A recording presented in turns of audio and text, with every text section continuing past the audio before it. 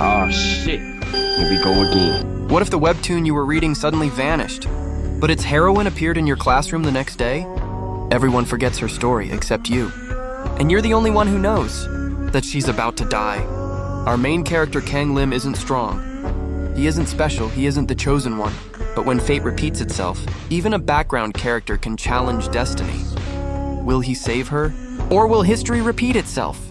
The story begins with the blonde girl stood in front of him, thanking him for saving her life. However, instead of reacting normally, the boy casually brushed it off, saying that gratitude wasn't necessary, and that anyone would have done the same in his position. The girl stepped closer, pointing out that it was already late. With a shy smile, she leaned in and invited him to have dinner at her place. The boy scratched his head awkwardly and replied that he wasn't hungry. Watching this scene, the main character nearly exploded in frustration. He thought, is something wrong with this guy's brain? Curious, he checked the comments section and it was pure chaos. Hate flooded in. People mocked the male lead, calling him clueless, pathetic, and hopeless. Some even joked that someone should beat sense into him.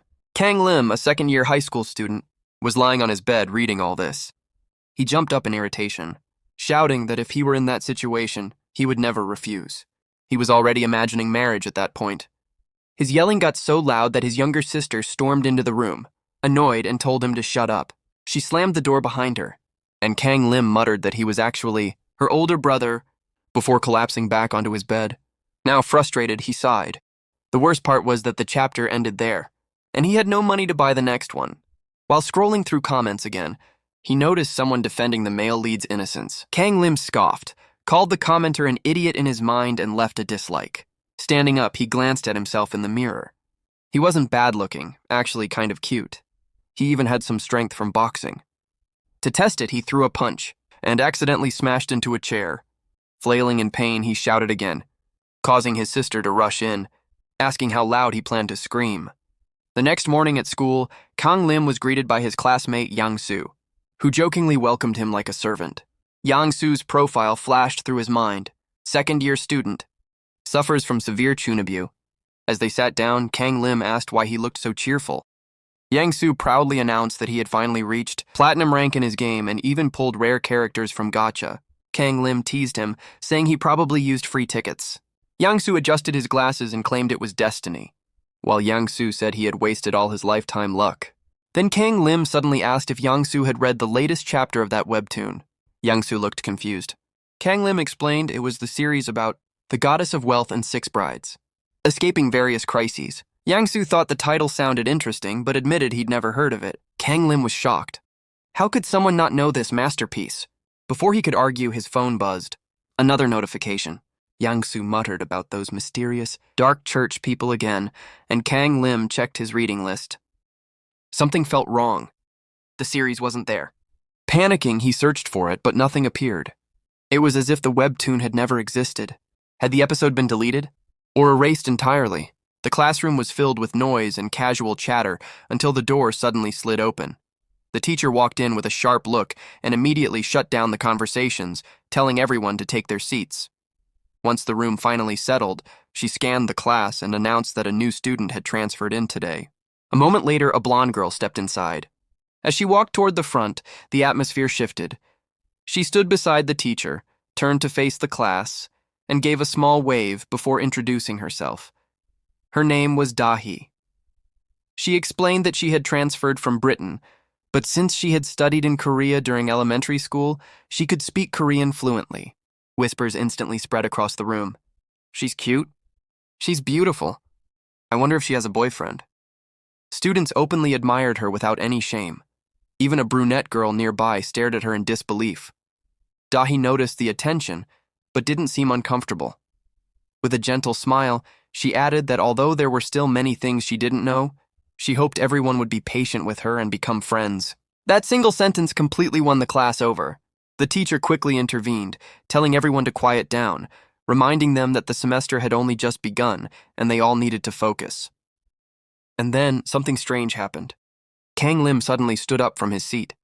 He stared straight ahead and loudly called out the girl's name. The entire class froze and turned toward him. Even his friend looked shocked, silently asking if he really knew her. The boy himself seemed just as confused, his eyes widening as if reality had slipped out of place. Of course he knew her. In his mind, information began pouring in uncontrollably. Her name was 𝗙cie, a second-year high school student, Sagittarius, a piano major. Her hobbies included flower arrangement and appreciating classical music. She worked as a magazine model, had experience as a child actress, trained constantly, and even her personality was completely different from what she appeared to be now. His hands trembled as he grabbed his phone. This was impossible. She was identical to the heroine of a webtoon he knew by heart, the main character of 6 brides escaping from the crisis. Among all 6 girls, she was the central figure, known as the goddess of wealth. He could still picture the cover clearly. But when he searched for it, there was nothing. No results. No series. No trace. It was as if the webtoon had never existed. His mind spiraled. Was this a prank? A hidden camera? Cosplay? But no, this wasn't just someone who looked similar. The name, the face, everything matched perfectly. Was he dreaming, or had he finally lost his mind? The teacher turned to 𝗙cie and asked if she recognized him. Slightly flustered, she shook her head and politely said she didn't, suggesting that maybe he mistook her for someone he knew from elementary school. The bell rang. Lunch break, 12:40 p.m. The boys gathered at their table, and Young-soo said that it was time to eat. Unlike their past lives as powerful beings, like the Dragon King, their current bodies still needed food. Still, something felt off. The main character buried his face into the desk, refusing to believe what had happened. Maybe it was a curse, maybe jealousy from the dark church, or maybe he was just hallucinating after insane gacha luck. But deep down, he knew none of that explained this. He tried searching again. Still nothing. No one else remembered the series. No records existed, except in his memory. That meant only one thing. If this wasn't a dream, then reality itself had changed. Determined, he lifted his head and decided he needed answers. He would talk to the blonde girl directly. As his eyes landed on her again, one thought crossed his mind. She was unbelievably beautiful. Seeing her felt like watching a celebrity step out of a screen. At that moment, she turned around. Their eyes met. She stood up and walked toward him. Panic hit instantly. Is she really coming here? I'm not ready mentally or emotionally.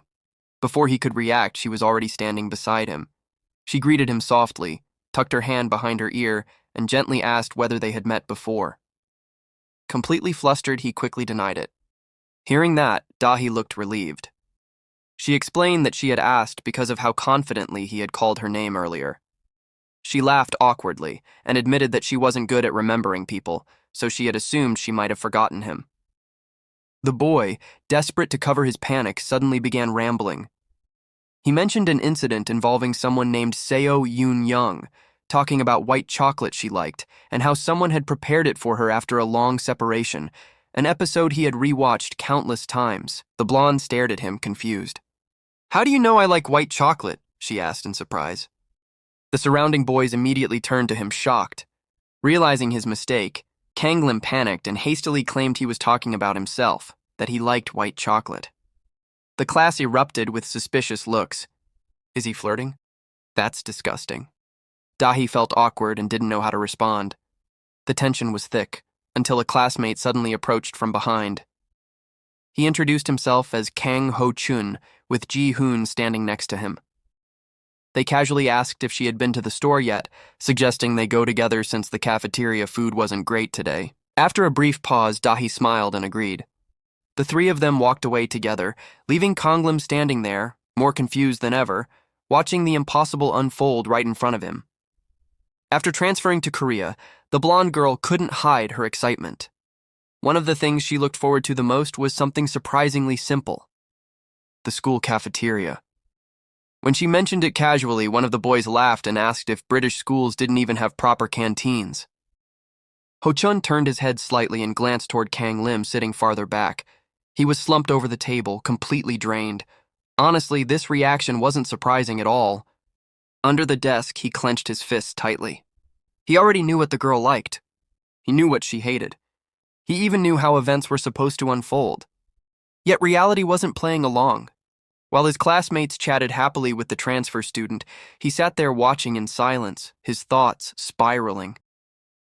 The heroine of the webtoon he used to read every single morning had appeared in real life, right inside his classroom. And yet, no one else noticed anything strange. Worse, the webtoon itself had vanished as if it had never existed. He had searched endlessly online, but all he found were mocking comments suggesting he had gone insane from rereading fantasy novels. Staring at the screen in frustration, he let out a bitter laugh. Honestly, what did he expect? Even if he were in their place, he wouldn't believe a word of this either. Since that strange outburst in class, he and the girl hadn't spoken again. Later that day, his mother called him into the kitchen. Dinner was cooking, and she casually told him to go to the nearby store and buy some ketchup. He complained immediately he could eat without it. His sister, sprawled on the couch with a game controller in hand, claimed she was too busy. He glanced at her, annoyed. She played games all day anyway. Still, he went. Walking down the quiet street with a plastic bag in his hand, his thoughts drifted back to the webtoon. If he remembered correctly, the transfer to a new school happened in the very first chapter. That meant something felt off. There was no one else around. The street was eerily silent. As he walked forward, trying desperately to remember what happened next, a sudden deafening crash erupted behind him. A roar shook the air. Something, or someone, had fallen from above, smashing onto a parked car. People screamed and rushed toward the scene, shouting in panic, asking if it was really a person. His blood ran cold. In that instant, his memory snapped into place. 6 brides escaping the crisis. A story about 6 heroines facing deadly incidents, each one rescued by the main character. The first crisis, 𝗙cie crisis, was the stalker incident. In the original story, it happened on a rooftop. The main character arrived just in time and saved her. But this wasn't the webtoon. There was no hero here. A body lay twisted atop the crushed car. Sirens wailed as someone called 119. Darkness seemed to swallow everything around him. His legs gave out, and he collapsed to his knees. "This is insane," he muttered. This was too much. She hadn't done anything wrong. She didn't deserve this. Tears streamed down his face as he stared at the scene, completely shattered. Then everything blurred. Suddenly, he heard a familiar voice telling him to report to the teacher's office after class. His surroundings shifted. He was back at his desk. The classroom looked exactly the same. A blonde girl walked in. The teacher announced that a new student had transferred today. The girl stood at the front, raised her hand, and introduced herself. She said she had come from Britain, studied elementary school in Korea, and spoke Korean well. She smiled nervously and asked everyone to be kind to her. The boy stood up again, stunned beyond words. Had he gone back in time? Just one day earlier? The teacher dismissed the class and then called him over, scolding him for causing a disturbance earlier. He tried to explain, insisting there had been a misunderstanding, but the words wouldn't come out right. As he walked closer, his heart pounded. This meant yesterday never happened, but he remembered. He remembered her lying lifeless on the car. The blonde looked at him, confused by his expression. The teacher raised her hand sharply, telling him not to say anything strange again. He quickly apologized and bowed his head as she lectured him about becoming a better, more responsible person. He listened silently, but his mind was elsewhere. The real question wasn't about behavior. It was simple. How do I stop her from dying? Back at his seat, exhaustion hit him all at once. His notebook was filled with frantic notes, timelines, incidents, guesses. He had been trying to piece together a plan using his memories of the webtoon. A friend leaned over, worried. He asked why he was sleeping in class, something he never did. The boy brushed it off, saying everything was fine. 𝗙cie moved closer and whispered that he shouldn't talk about that webtoon anymore. It was forbidden. He denied it immediately, but 𝗙cie laughed it off, promising he wasn't a snitch. Still, the boy felt hollow. Comparing himself to the original protagonist was painful. That man was tall, handsome, strong, intelligent, someone every girl admired, a true hero, a champion fighter who defeated the stalker effortlessly. And him? He was weak, ordinary, forgettable. There was no way he could stop the stalker through brute force. Grabbing his head, frustration boiling over, he finally turned to his friend and asked for help. His friend looked at him seriously and said that if the hero couldn't save her with strength, then brute force clearly wasn't the answer. Hearing that, the boy sighed and admitted the obvious. He was just an ordinary high school student. The boy with glasses suddenly smiled. Well, in novels, he said casually, ordinary high school students usually use magic. The brunette stared at him blankly, instantly regretting asking for advice in the first place. But before he could dismiss it, his friend continued calmly. If the hero already knew when and where misfortune would strike, then the solution was simple. Go to that place ahead of time and stop it before it happened. The idea hit him like lightning. His eyes widened. He grabbed his friend by the shoulders and shook him excitedly, calling him an absolute genius and thanking him as if he were pledging loyalty like the Dragon King himself. Embarrassed, his friend begged him to calm down and keep his voice down. Too late. The entire class turned around. The teacher scolded him sharply, and even the blonde girl glanced back at him with a puzzled expression. Later, during the break, he walked slowly down the hallway after leaving the teacher's room. His mind was racing, but one thing was clear now. He finally knew what to do. The only problem left was getting close to 𝗙cie. That alone terrified him. Still, he had no choice. When he entered the classroom again, his classmates were already surrounding her, bombarding her with questions. Was it true she had a fan club? Had she really worked as a model? What kind of cosmetics did she use? No matter how much he tried, he couldn't approach her. It felt like an invisible wall stood between them. Eventually, he sat down, folded his arms, and forced himself to calm down. There was still time. After a while, he followed her into the corridor, trying to find the right moment to speak. But no matter where she went, people surrounded her like a shadow. Once, he followed her down the stairs, but she turned into a different hallway before he could reach her. 12:40 p.m., lunch break. He sat at his desk, defeated. In the end, he hadn't said a single word. Everywhere she went, there was a crowd. Getting close felt impossible. Letting out a dry laugh, he reminded himself that he still had one last trump card. Last time, she had approached him. So he waited. Time passed slowly. Then he overheard classmates inviting her to go to the store. He watched as she left with them, his heart sinking. Last time, this wasn't how things went. That's when it hit him. The future had changed. His reckless actions earlier must have altered the flow of events. Before he could process that thought, everything reset. He was standing at his desk again. The teacher announced that a new student would be joining the class today. She looked at him sharply and asked why he was standing. Kang Lim froze. Water was running from a faucet. He was standing in front of a sink. He had gone back again. This wasn't a one-time rewind, it was a time loop, a system, a save point that reset when certain conditions weren't met. He turned off the water slowly, thinking hard. The first trigger had been 𝗙cie's death. The second reset happened when he failed to talk to her at lunch. So maybe, to move forward, he had to interact with her. As he walked through the hallway, someone greeted him. A brunette girl named Park Young-ah from middle school's second year smiled and commented that his eyes hadn't changed at all. When he asked if she always said things like that, she laughed. Then she excitedly told him she wanted to show him something. She had just finished the first episode of her new work. He confirmed it was the same project she mentioned before, and she nodded, saying she'd send him the link later. When he asked the genre, she replied, "Fantasy." She admitted shyly that she originally planned to show it to him in the club room, but since she ran into him here, she changed her mind. That terrified him. Wouldn't this change the future again? The butterfly effect was real.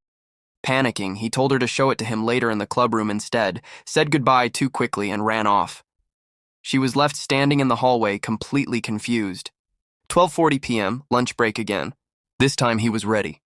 He sat at his desk, heart pounding, replaying thousands of imaginary conversations in his head. No matter what happened, he had to speak this time. Then she approached him. 𝗙cie tilted her head and asked if they knew each other. His mind went blank. Had he forgotten everything? He shook his head and said they didn't. She smiled warmly and suggested they introduce themselves properly then. He burned with embarrassment. Words wouldn't come out. His mind screamed at him to say something, anything. Should he tell her the truth? That she would die today? That someone would push her off the roof? No, she would think he was insane. As he hesitated, 𝗏 suddenly appeared behind her again, asking if she'd been to the store yet. He introduced himself and his friend, suggesting they skip the cafeteria since the food wasn't great today. It felt like another failure. He watched them leave, remembering her earlier comment about how excited she was to visit the school canteen after coming to Korea. His chest tightened. Would she really die again? No. He refused to accept that. Jumping up from his chair, he ran after her and called out that he had heard about her from Yoon-young SEO. Everyone stopped. Confused, 𝗏 turned around and asked if he really knew that person. He smiled nervously and said Yoon-young talked about her often, so he was shocked to see her here, almost like meeting someone he'd only read about. She stepped closer. Too close. She started asking questions. How close were they? What kind of person was Yoon-young really? Was this some kind of test? She said they were very close and asked what exactly he'd heard about her. Then suddenly, she placed a hand on his shoulder and quietly told him to stop talking and follow her without making a sound. If you keep chatting, she warned, you'll die. His heart skipped. She grabbed his arm and started dragging him away. He asked where they were going, his mind spinning. She replied that she wanted somewhere with fewer people. The backyard. Confusion flooded his thoughts. Love plus schoolyard usually meant a confession, right? His imagination ran wild. Bells ringing, flowers falling, his family cheering at a wedding, his sister threatening the bride if she made him cry. In his fantasy, she stood in a white dress, turning toward him and asking what he was thinking about. He snapped back to reality as she said calmly, "We're here." They stood in the quiet backyard. Meanwhile, his head was still full of absurd daydreams, completely unprepared for what was actually about to happen. The moment he looked into the blonde girl's eyes, he froze. They weren't gentle or confused anymore. They were sharp, angry. Confused and shaken, he asked what was going on. She responded coldly, asking if he hadn't heard her earlier. She had already warned him that she would kill him. Standing directly in front of him, she made it clear. If he talked about her again, there would be consequences. Then she calmly added something even more unsettling. She wasn't talking about killing him physically. Instead, she explained that she would use her influence, her connections, and her reputation to completely ruin him. Socially, academically, personally. That would be more than enough, wouldn't it? The boy stood there, stunned. The blonde frowned, clearly irritated, and asked if he had even been listening to her earlier that day. Overwhelmed, the boy raised his voice and demanded to know who she really was. She looked genuinely confused by the question. He panicked and insisted that 𝗏 wasn't like this. Why was she speaking in riddles? Why was everything about her suddenly so contradictory? She tilted her head and replied that if he truly knew Yoon-young, then he should already understand everything. Then she folded her arms and dropped the act. She admitted she was only pretending to be sweet and perfect. That broke something inside him. He looked at her, remembering everything he knew, or thought he knew. Academics, sports, arts. She was exceptional in every field. Fans even called her a mistake by the creators because she was too flawless. Articles praised her kindness, her charity work, her perfect image. She ranked first among heroines because of it. But now all of that shattered. Like glass. She revealed the truth. It was all carefully crafted, an image designed for the audience. Desperate, he shouted that it was a lie. That couldn't be true. 𝗏 was kind, innocent. She liked flower arranging and reading. She corrected him instantly. That was just an agency-created persona. Her real hobby, watching professional racing. His world collapsed further as he asked more questions. What movies did she like? Hollywood blockbusters. She dismissed them. World peace? She mocked the idea, saying world domination sounded more interesting. Music? Death metal. He couldn't process it. This wasn't possible. His legs gave out and he dropped to his knees. She asked calmly if he truly hadn't known any of this. He admitted he hadn't. At first, she didn't understand his reaction, but then she smiled sweetly and suggested they go back to class. But something felt off. She turned away slightly and muttered that she had messed up. When he yelled at her to watch her language, she slapped him without hesitation. She blamed everything on him. Lying on the floor, he asked what he had even done wrong. She leaned down and explained that the problem was simple. He had confused her. Because of that, he now had to stay close to her. She didn't want her carefully maintained list ruined because of him. As they climbed the stairs, she showed him her notebook. Inside was a list titled 1001 Things to Do at School. It was filled with all kinds of goals and experiences she wanted to try at least once. Completing it was her dream. He scoffed and called it childish. She immediately punched the wall. He changed his mind instantly, saying that when you looked closely, it wasn't childish at all. Then he asked the obvious question, why him? Her answer was simple, because he could tell her everything. As they walked through the corridor, she explained that most of the list involved joining clubs. She asked how to do that. Students nearby whispered, wondering how the new girl had gotten so close to him. He pointed at the notice board, explaining that all the club information was posted there. Her eyes lit up. She rushed over and began studying the posters excitedly. There were so many. She admitted she transferred to this school specifically because of this, though she added casually that the school uniform being cute also played a role. He sighed and suggested that clubs were mostly pointless, only useful for padding resumes. He went off on a long explanation about education policies and student departments, completely losing her interest. She smirked and suddenly asked if he had any friends. Caught off guard, he asked where that came from. She brushed it off, saying she might be wrong, and apologized lightly before returning her attention to the board. Despite everything, he couldn't deny it. She was incredibly good at irritating people. Eventually, unable to decide, she asked how many clubs there were. He said he didn't know, jokingly adding that surely she wasn't planning to try all of them. She absolutely was. They started with sports clubs. On the football field, she stunned everyone. She sprinted past students, swung her leg, and sent the ball flying straight into the goal. Cheers erupted as she jumped in excitement. When asked if she was a professional athlete, she laughed it off. He watched in disbelief, thinking she could debut professionally at any moment. Then came basketball, tennis, track, baseball. One after another. Finally exhausted, she drank water and wiped her forehead, announcing that they had almost finished checking out all the sports clubs. Meanwhile, he was barely standing, completely drained. And yet, he had a feeling this was only the beginning. Just as they were about to leave, something caught the blonde girl's attention. A small sign was fixed to a door near the end of the corridor. Curious, she stepped closer and asked what it was. The boy followed her gaze and explained that it belonged to the Multi-Purpose Cultural Experience Department, a club that didn't even appear on the main notice board. He admitted that he was already a member. Intrigued, she asked what kind of club it was. With a straight face, he opened the door and began listing its official goals: experiencing various cultural contents, expanding horizons, developing insight, and exploring future career paths. The moment they stepped inside, the truth was revealed. Several boys were sitting around, completely absorbed in computer games. So much for cultural enrichment. One of them looked up and complained about why he was late. Then he noticed the girl. His attitude instantly changed. She stepped forward politely and introduced herself, mentioning that she had transferred into the same class that day. The girl took off her headset and added that she was also a second-year student. Confused, his friend asked why the two of them came together.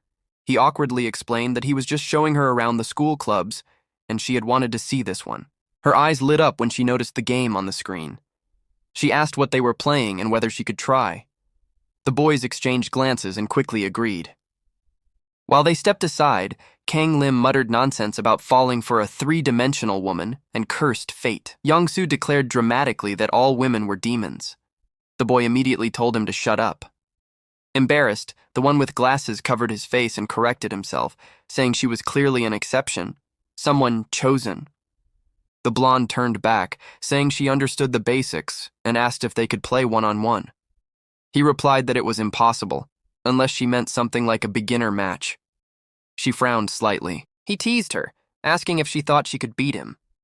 She smiled confidently and asked whether she hadn't already done that. That hit harder than expected. He lowered his head, wondering if she was mocking him for being bad at sports, for not having many friends. Was she laughing at him? Clenching his fist, he suddenly shouted that he would play her seriously and crush her. His friend backed him up enthusiastically. Time passed quickly. By the time the sun began to set, 𝗙cie stretched and sighed, saying that she couldn't believe they had played games until evening. Then she turned to him and declared that he had to take responsibility. She had barely completed anything on her list. He replied that it was her fault for refusing to stop until she won. She laughed and said she couldn't help it, then casually suggested that they come earlier tomorrow after lunch. The boy stared at her, confused by how naturally she said it. She walked ahead and commented that despite everything, today had been a fun first day of high school. For a moment she grew quiet, recalling her middle school days in England. He thought about his own middle school memories. Catching up to her, he said that it seemed she had been pretending all this time, and that there were plenty of blondes at school already. Without turning around, she replied that if she didn't act that way, no one would pay attention. Everyone expected her to be cute and perfect. That shocked him. She turned and added that she assumed he had been disappointed too, after learning the truth about her. He remembered their first conversation and stepped closer, trying to explain, but she cut him off. Everyone did it, she said. She was used to it. Lowering her eyes, she admitted she had decided to stop being the version of 𝗙ecie everyone wanted to see. She recalled smiling at people endlessly while feeling completely empty inside.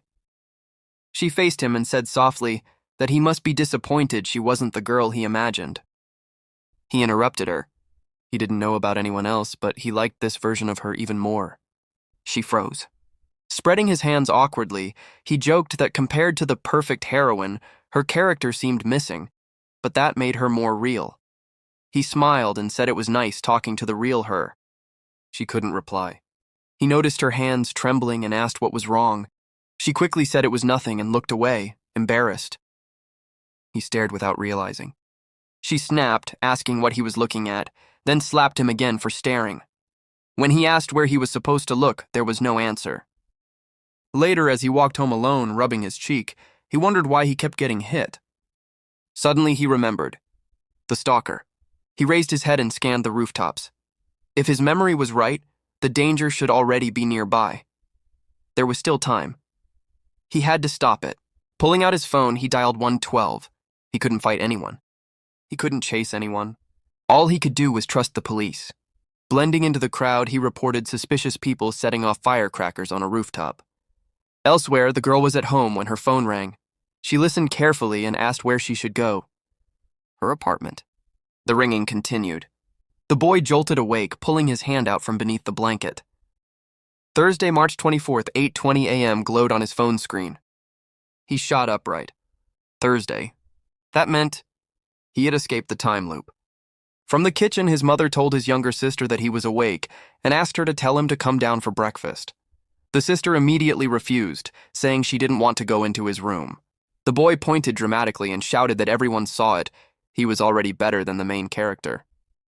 Laughing to himself, he declared that if he were the protagonist of a webtoon, he would finish the story in 3 chapters, not 8. Then he remembered. Because of the police call, he had crossed paths with an officer on the street.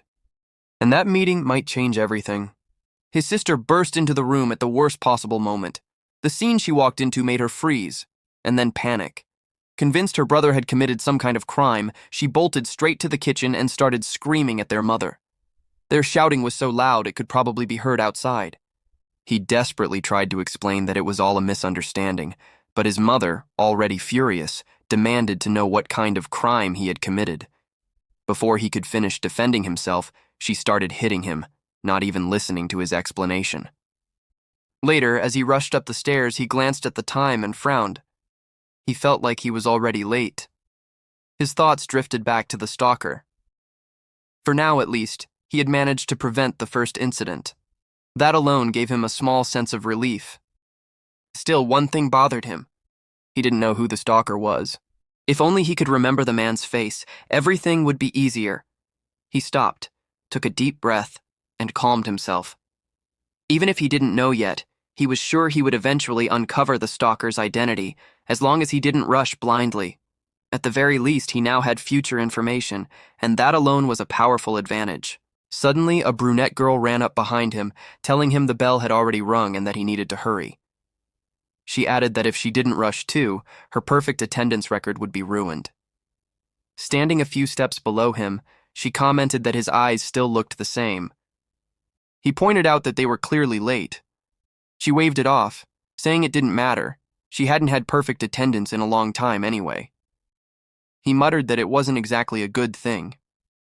Then she took out her phone and casually mentioned that she had edited the story idea he told her about yesterday. She said the ending felt boring, so she added a twist, giving the main character the ability to return one day back after dying.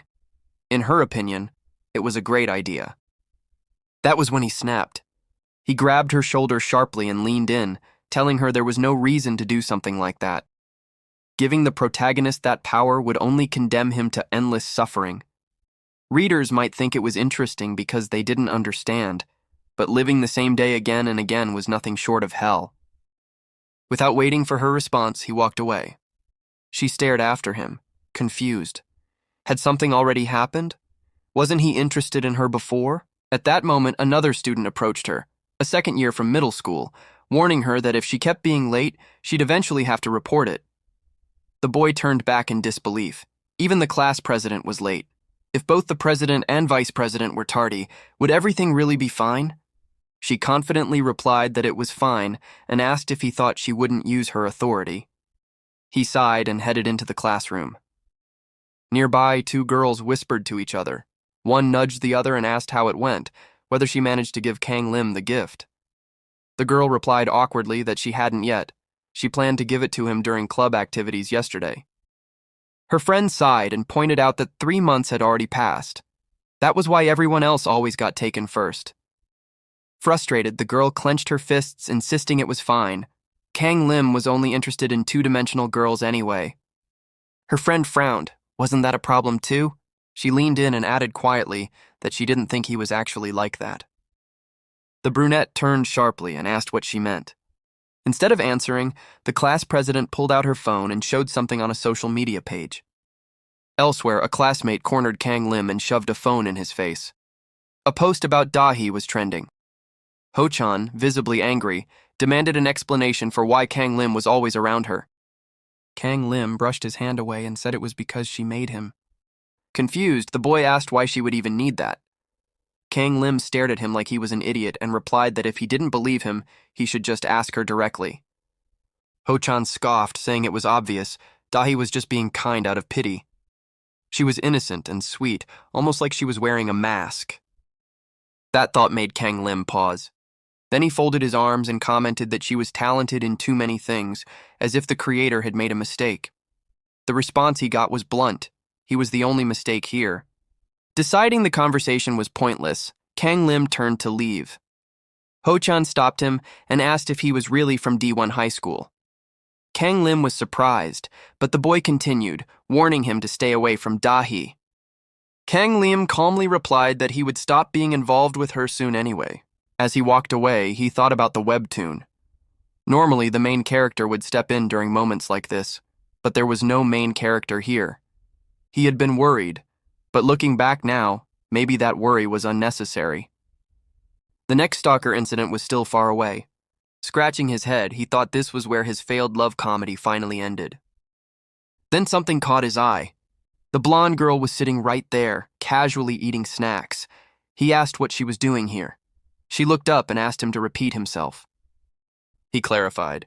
Why was she sitting there and eating all the club's snacks? She calmly finished the bag and said there was no need to be stingy. She barely ate anything.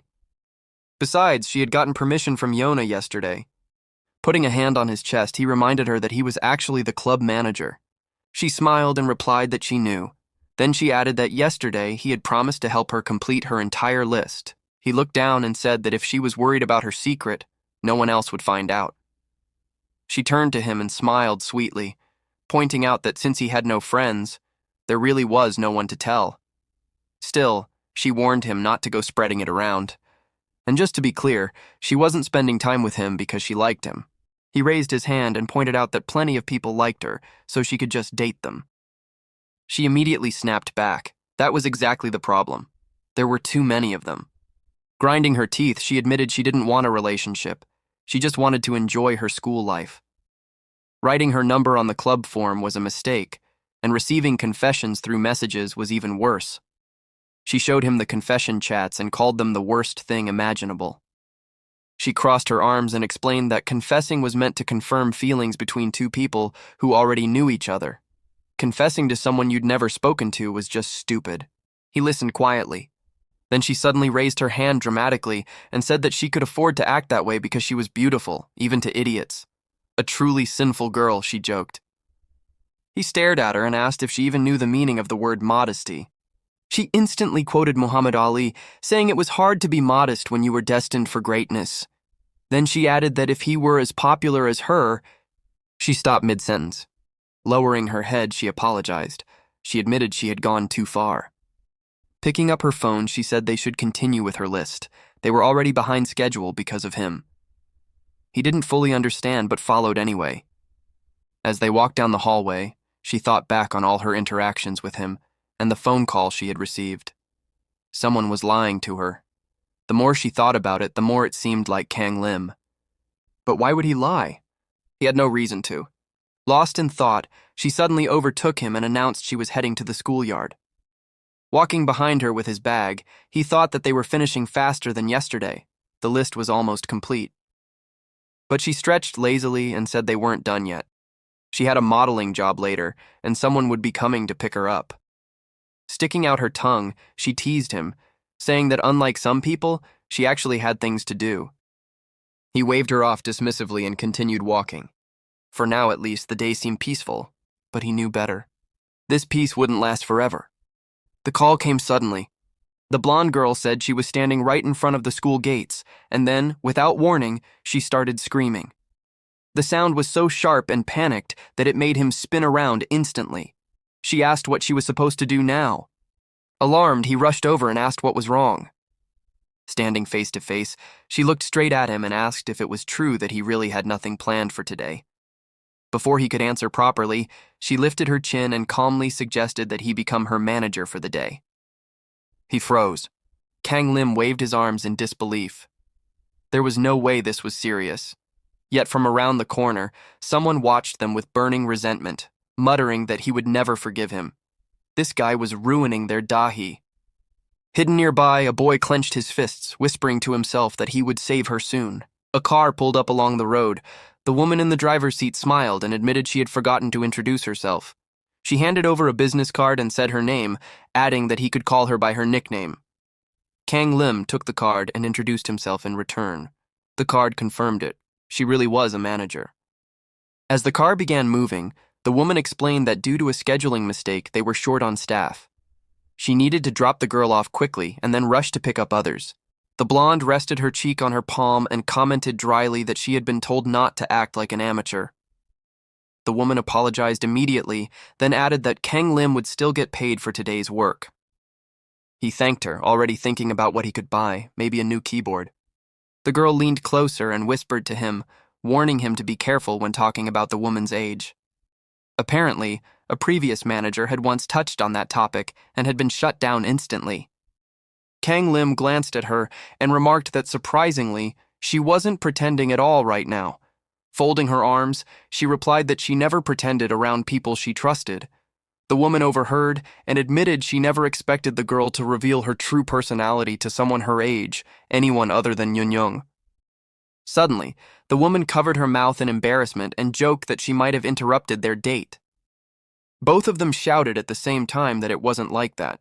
She laughed, saying they actually looked good together, which only made them shout again in confusion as the car continued forward. They soon arrived at the GGD magazine building. Kang Lim asked if today's work would really be here. The woman explained that GGD was quite well known among rising fashion magazines. The blonde pulled out her phone and added that since YouTube's influence was growing, the company also had a film and advertising studio.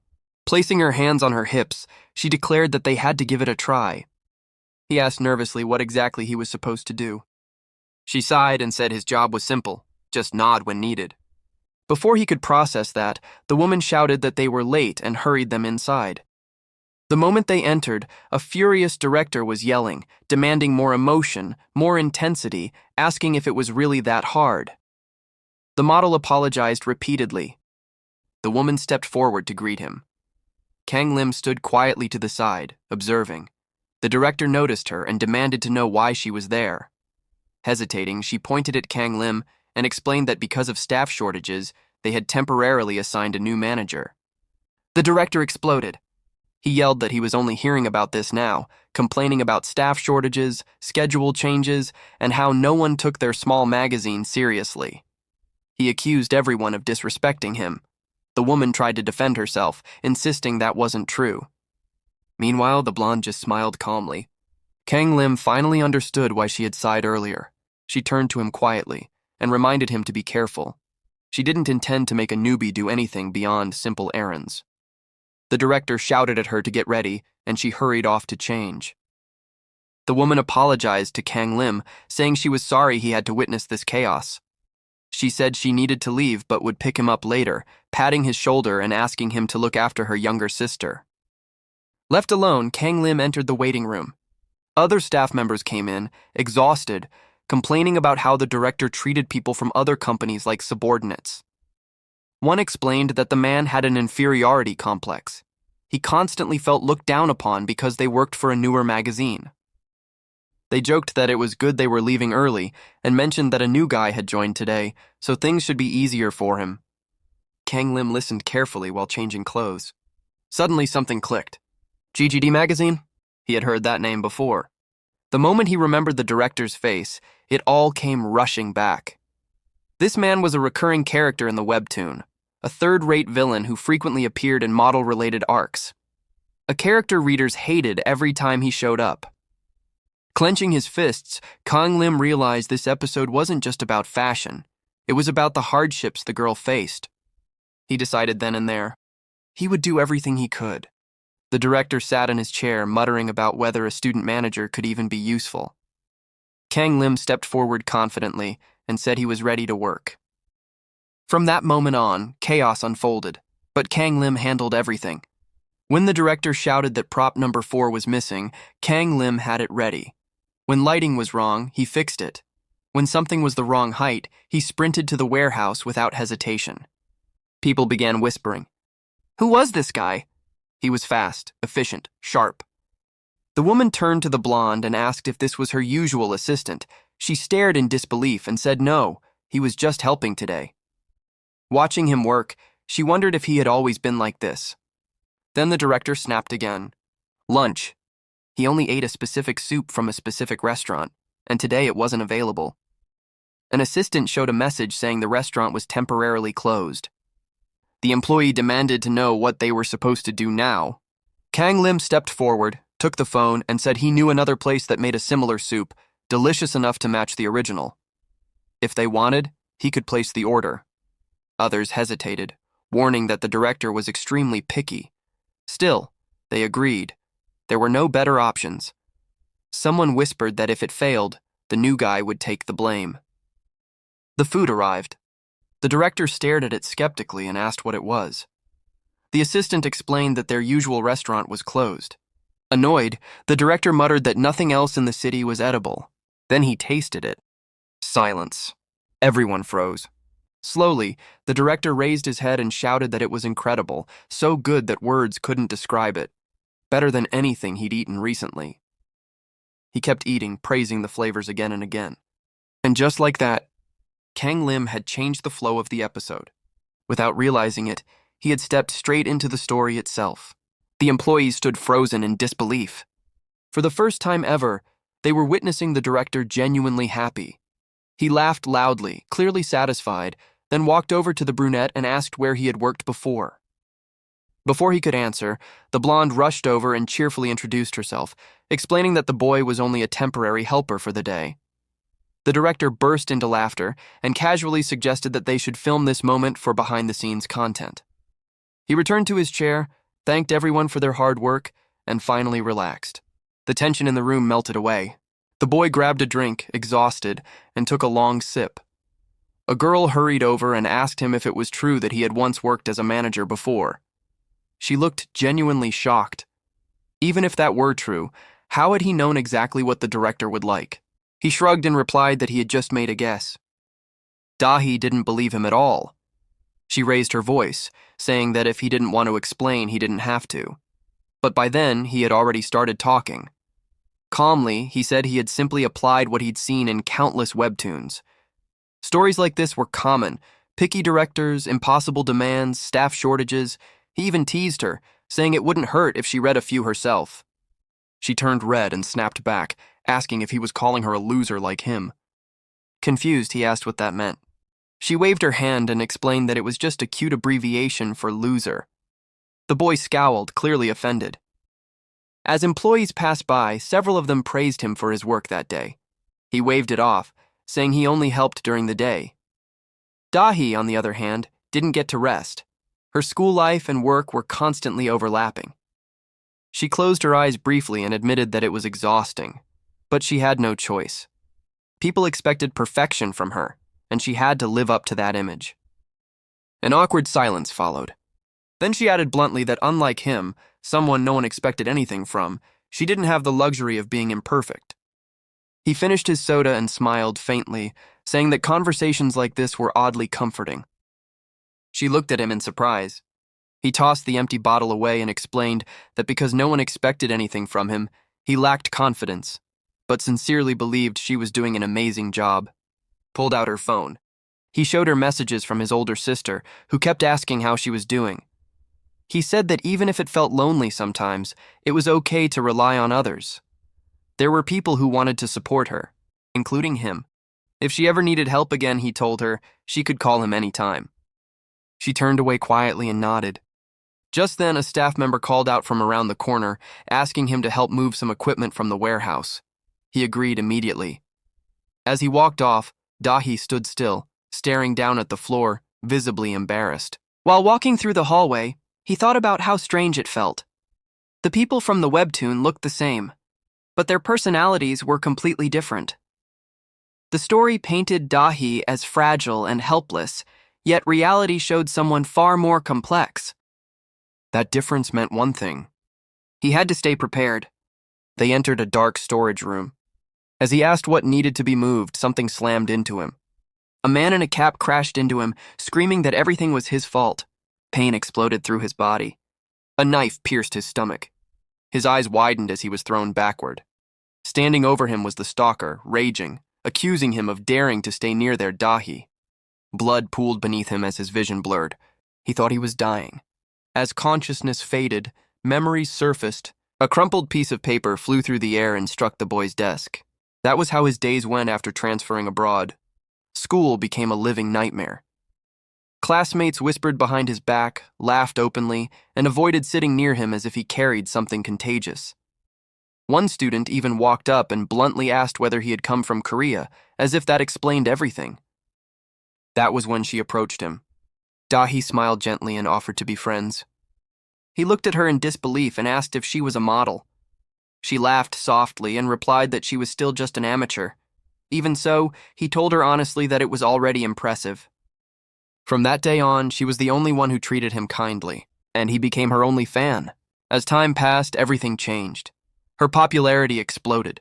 Posters with her face appeared around school. Articles featured her name and photos. Classmates who once ignored her suddenly crowded around, eager to talk. He watched from a distance as people buzzed with excitement, pointing at an article and calling it a sensation.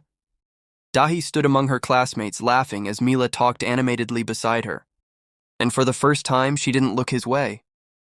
He couldn't understand why it hurt so much until he realized the reason. He knew her before she became famous, because back then, when no one else cared, she had stood by him alone. He watched her walk down the corridor, surrounded by people now. They sat at their desks later that day. Quietly, he told her he didn't believe the rumors spreading about her. She thanked him, but the whispers didn't stop. Ugly words twisted beyond recognition. She isn't like that. The 𝗏𝗆 he knew would never say or do those things. Then someone snapped.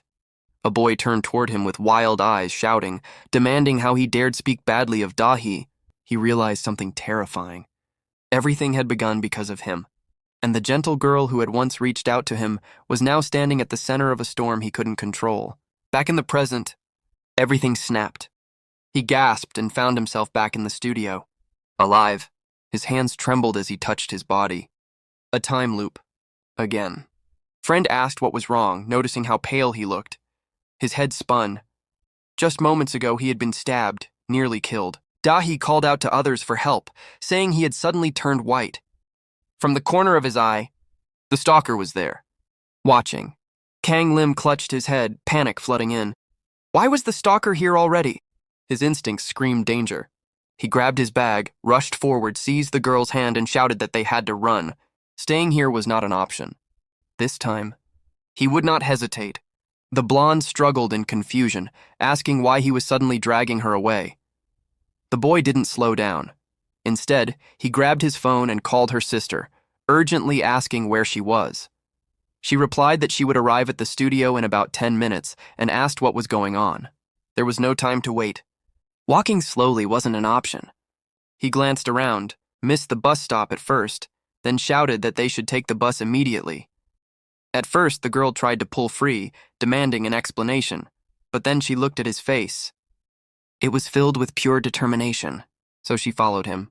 Once they were on the bus, she finally spoke again, quietly asking if she had understood him correctly. Was he saying that he had been stabbed by her stalker, and then somehow returned to the past? And that was why they were running away? He nodded and admitted it was exactly like that. She raised her voice, overwhelmed, saying that it was impossible to believe. Who would ever accept something like that? And how could someone even return to the past? He leaned back against the seat and answered honestly. He had known she wouldn't believe him, but he wanted to be truthful, so he told her everything. She turned her gaze toward the window and sighed.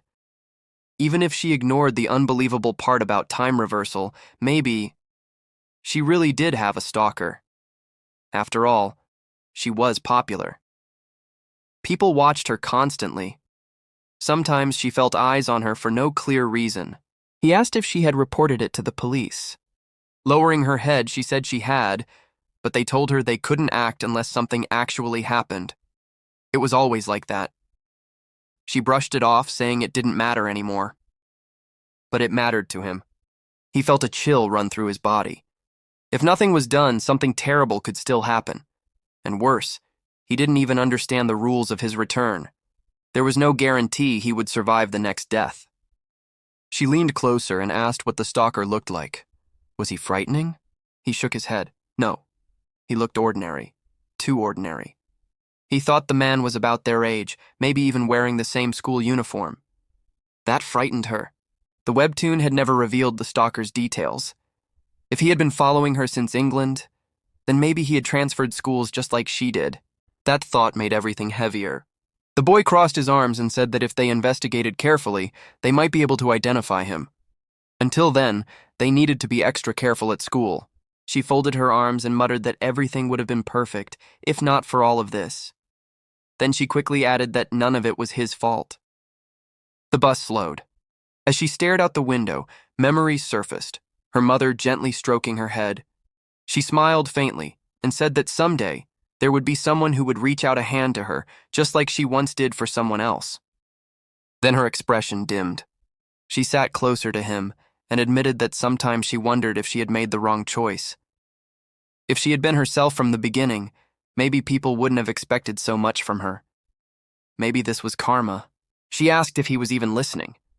But his thoughts were elsewhere. What exactly caused the future to distort? He wasn't the main character. He couldn't rely on the original plot. The details were already different. Still, he lowered his eyes and thought, if only the timing had changed, but the nature of the incident stayed the same, then maybe there was hope.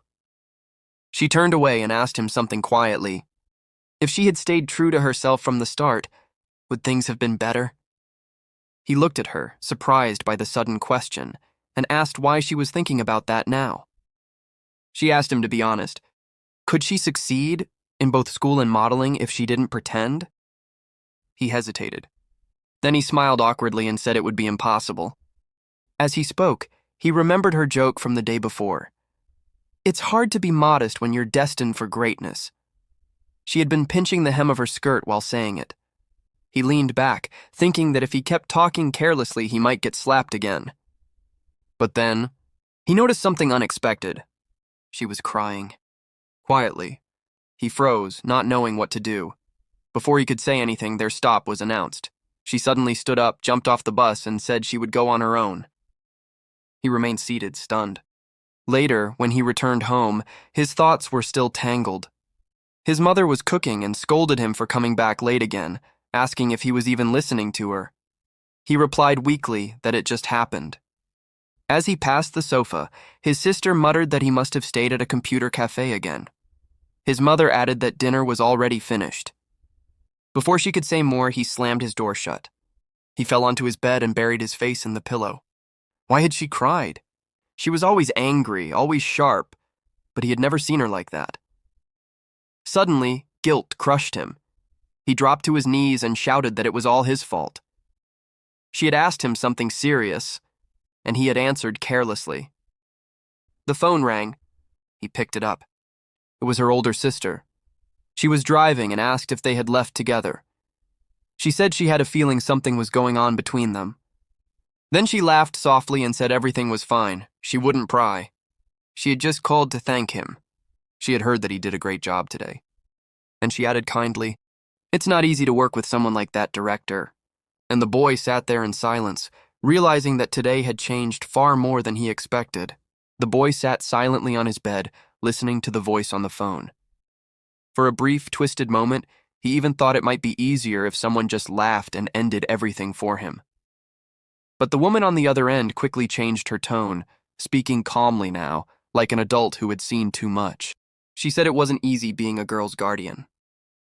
Then she lifted her voice slightly and thanked him for watching over her sister, for staying by her side when things were dangerous.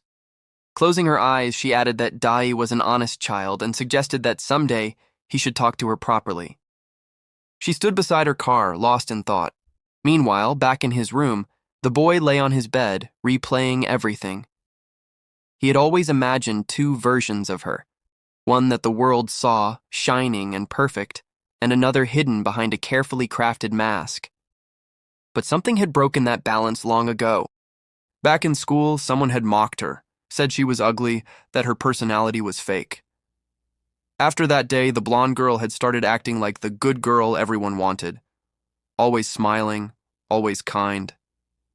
The woman on the phone lowered her head and admitted that similar things had happened even back in high school, then stopped herself, deciding not to continue. The boy listened quietly. He already knew part of that story. It was something everyone eventually learned. Still, hearing it again hurt differently. The woman stretched lightly and said that no matter what, things were dangerous. At first, she had feared she would have to handle everything alone, but after seeing how he talked to her sister, she finally felt relieved. She thanked him again for staying with her today. The call ended. He clutched his chest. It hurt, so much that he could barely breathe. The moment the line went dead, he collapsed onto the bed and screamed into the air, cursing himself. After everything he had said, how could he have spoken so carelessly? Staring at the ceiling, he realized he had messed up badly. Eventually, he calmed down and made a quiet promise to apologize the next day. The following morning at school, the blonde girl walked calmly down the hallway. The boy spotted her and stepped forward, extending his hand. He wanted to talk about yesterday. She turned with a gentle smile, greeted him warmly, and thanked him for what he had done. He scratched his chin awkwardly and said that if something like yesterday ever happened again, she could ask him for help.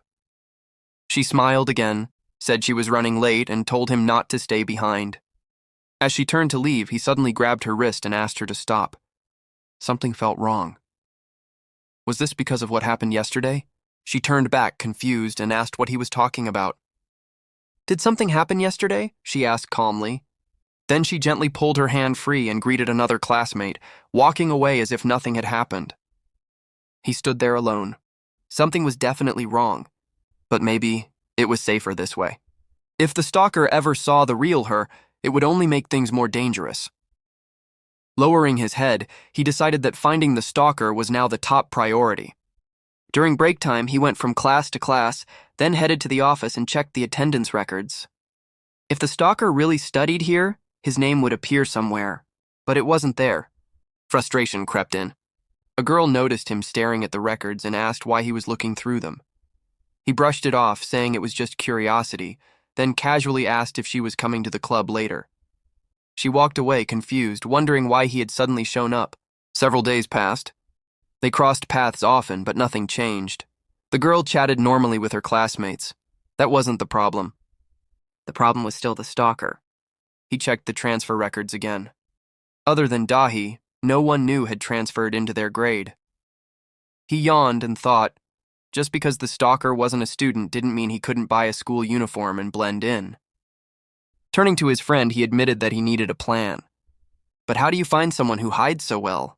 Scratching his head, he realized there was only one option: wait for the second incident. Sitting in front of his computer that night, he recalled the plot. The stalker would stay quiet until the anniversary of Dahi's debut. Then he would act again, more aggressively than before. She would try to handle it alone, arranging a face-to-face meeting to record his confession. Blinded by obsession, the stalker would attack her with a knife. And then, the hero would appear. Stop the tragedy. The police would arrive. The case would end. He folded his hands and admitted that the scene had been beautifully written, powerful, emotional. But this wasn't a story anymore. Raising his head, he reminded himself he wasn't the main character. He couldn't rely on the plot unfolding perfectly. Even so, since this was the general direction, he could use it. Before facing the stalker directly, he needed to identify him. Everything was ready. All that remained was to help her. He picked up his phone and sent her a message saying he had information about the stalker and wanted to talk. He waited. No reply. The next day at school, he approached her directly and asked if she could spare some time. He needed to talk. Classmates immediately began whispering, watching them closely. If he said everything here, she wouldn't be able to refuse. She smiled politely and said she wasn't sure what he wanted to discuss, but suggested they move somewhere else. And just like that, the next step of the story quietly began. Dark clouds gathered overhead, and the air felt heavy, as if rain could fall at any moment. The two of them stood facing each other. The girl smiled politely and said she was in a hurry, asking him to get straight to the point. Instead of answering immediately, the boy asked a question of his own. Was she really going to keep pretending? There was no one else around, so why continue acting? She raised her hand calmly and reminded him that he was the one who had recently warned her to be careful. Then she said lightly that she could act however she wanted. When he stepped closer and mentioned the stalker, she cut him off, saying everything was already taken care of. She smiled and explained that she had told Ho-chan about the situation and asked him for help. Since Ho-chan was part of the Tondo Judo Club, she believed he could protect her. The boy frowned. Objectively, yes, being with someone like that was safer. She noticed his expression and seemed to understand. In the webtoon, the hero had been practically a human weapon. Real life wasn't that simple. They stood there in silence for a moment. So, was the stalker situation really settled? She thanked him for worrying about her, but before she could turn away, Kang Lim raised his hand, asking her to wait. He told her to stop acting like the perfect girl for once. Something about this conversation felt wrong, and he wanted her to talk to him the way she had before. She frowned, asking what exactly he wanted from her. He repeated himself. He wanted her to be honest. She stepped closer and spoke quietly. Maybe he already knew this, but she had lost her parents in an accident. She wasn't particularly smart. She didn't have special talents. All she had was her appearance. So she had no choice but to act kind, gentle, and perfect. Standing right in front of him, she said bluntly that this was her only value. That shocked him. He asked why she would talk about herself like that. Instead of answering, she fired back with her own question. Why was he acting like a stalker? Why was he talking about time loops and returning to the past? No one would believe something so ridiculous. And why did he care so much about things that had nothing to do with him? He froze. Before he could respond, she went further. Maybe he was the stalker. He stared at her in disbelief, asking how she could even think that. Just then, thunder rumbled in the distance. A classmate nearby mentioned that she had spoken with Yun-young on the phone yesterday, and Yun-young claimed she had never heard of him. The girl stepped closer and asked directly how he knew about Yun-young. Everything pointed toward him. Kang Lim grabbed his head and denied it immediately. He told her it wasn't that simple. There were things he couldn't explain properly. She looked him straight in the eyes and asked how she was supposed to trust him. Did he know what rumors were spreading about him? His breathing became uneven. He reminded her that they had spent several days together. Did he really look like someone who would stalk another person? Her answer was short. Yes. That crushed him. She moved closer and said she only stayed near him because she was afraid he would expose her secret. She told him to look at himself objectively. No one would willingly hang out with someone like him. He panicked. Wasn't that going too far? He wanted to shout that he had only tried to save her. He had been killed for her sake. He had suffered through endless loops, and all he received were accusations. Thunder roared again as rain finally began to fall. He stood there, soaked, listening to everything without interrupting. A classmate nearby muttered in disbelief. Was he really just going to take all of this? That was when Kang Lim finally broke. He shouted, asking why she was doing this to him. She fell silent. Rain poured down harder as they stared at each other. She had nothing left to say. At last, he told her coldly that he didn't care anymore. He wouldn't come near her again. And with that, he turned around and walked away. Ho-cheon approached, confused, asking why she was standing alone in the rain. When he saw Kang Lim passing by, he tried to provoke him, but Kang Lim didn't respond. Inside the girls' restroom, the blonde wiped rain from her hands and hair. The other girls gathered around her, praising her endlessly. They talked about how amazing she was at volleyball yesterday. They said nothing seemed impossible for her. They urged her to join more clubs, be a vocalist, help with the orchestra, join broadcasting. She listened quietly. Inside, she thought that she couldn't afford to disappoint their expectations. Smiling gently, she asked them to calm down and said she would help however she could. Elsewhere, Kang Lim stared at a game screen showing defeat. He slammed his fist lightly, annoyed at the loss. His girlfriend laughed softly and said he'd be luckier next time. Taking off her headphones, she looked at him and asked if he was okay. He had been acting strange lately. He asked how she noticed. She raised her hand and said it was obvious. He looked different. She described it as two expressions that looked the same on the surface, but felt completely different. She added that he had even missed the long-awaited witch myth event. If he wasn't sick, then something serious must have happened. Scratching his head, he admitted that there was something he thought only he could do. He had tried to handle it himself, but now he realized how careless that was. Turning to her, he apologized for dragging her into his problems. She shook her head, smiling shyly, and said that wasn't like him at all. No matter who he dealt with, he always handled things well. She remembered the time they spent together. Standing up, she smiled warmly and said he was a genuinely good person. Kang Lim leaned back, closed his eyes, and quietly thanked her, unsure of what path lay ahead, but knowing one thing for certain. This story was no longer following any script. The brunette looked away in embarrassment. She wanted to explain what she truly meant, but before she could speak, the boy cut in. He admitted it outright. He had messed everything up. And if he wanted to fix it, there was only one thing he could do. He had to find the stalker, and for that he needed her help. His girlfriend stepped closer, concern clear on her face, and asked what exactly was going on. Was there anything she could do to help? He thought for a moment and answered honestly. If this were a game, the only way forward would be to strike the enemy first. The problem was, he didn't know how to find him. That was when Young-soo walked into the room. He announced casually that he had come to help, as part of his service duty. The brunette turned toward him, half annoyed, half relieved, and asked if he had been eavesdropping. Adjusting his glasses, Young-soo replied with a straight face that he possessed a third eye that could see the future. Young-soo crossed his arms and shook his head. Not exactly. Instead, he explained something stranger. Because he was constantly targeted by the so-called Dark Church, fighting unknown enemies had become routine for him. When you couldn't identify the enemy, there was only one reliable strategy: stop chasing. The boy stared at him in disbelief. Was he serious? Wait, if you didn't move, the enemy would eventually reveal themselves. Everyone froze. The girl stepped closer and asked where he had gotten such an idea. Young-soo shrugged and said it came from a Webtoon. When she pressed further, he calmly replied that his third eye was responsible for everything. Surprisingly, it made sense. The boy's eyes sharpened. This could work. He turned and said he would need his girlfriend's help. Leaning in, he whispered the plan into her ear. She listened, then screamed. A room filled with photos of 𝗙cie. A man sat at a desk, obsessively typing. He searched endlessly, gathering information, writing message after message. Each one was a confession. Desperate, one-sided, ignored. Until finally, a reply. She agreed to meet him. His heart raced. His eyes burned with excitement. At last, it was happening. The next day, he walked down a quiet street and stopped near a building. He was sure she was waiting somewhere in the yard. And there she was, standing with her back turned toward him.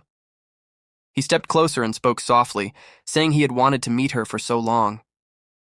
It had been ages since they last talked. No response. She stood there in silence. Confused, he moved closer and asked what was wrong. Wasn't she happy to see him? At that moment, she was typing on her phone. He glanced down and asked what she was doing. What was going on? Another message arrived. She didn't want him to come any closer. He clutched his head in frustration and demanded to know why she kept lying. Extending his hand, he declared that they loved each other, that she was only pretending to avoid him. Now, he said, he had no choice but to keep following her. Just like back in high school. She read those words too and asked what he meant by that. His expression twisted. He reminded her of the rumors that had spread back then.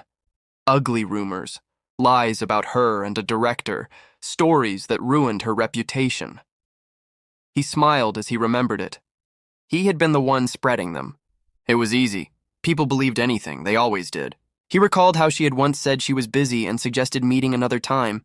Her classmates had misunderstood, thinking she was arrogant because she was pretty. That was when he stepped in and whispered more lies, pretending to be sympathetic, saying it was her fault for not taking care of him. Now, he said, that was all in the past. He forgave her. He dropped his bag and stretched out his hand, saying they could leave everything behind together. She would be his, and she would be happy. That was when a voice cut through the air. It was disgusted. The stalker froze. He didn't recognize the voice at first. He turned, shouting, demanding to know who it was.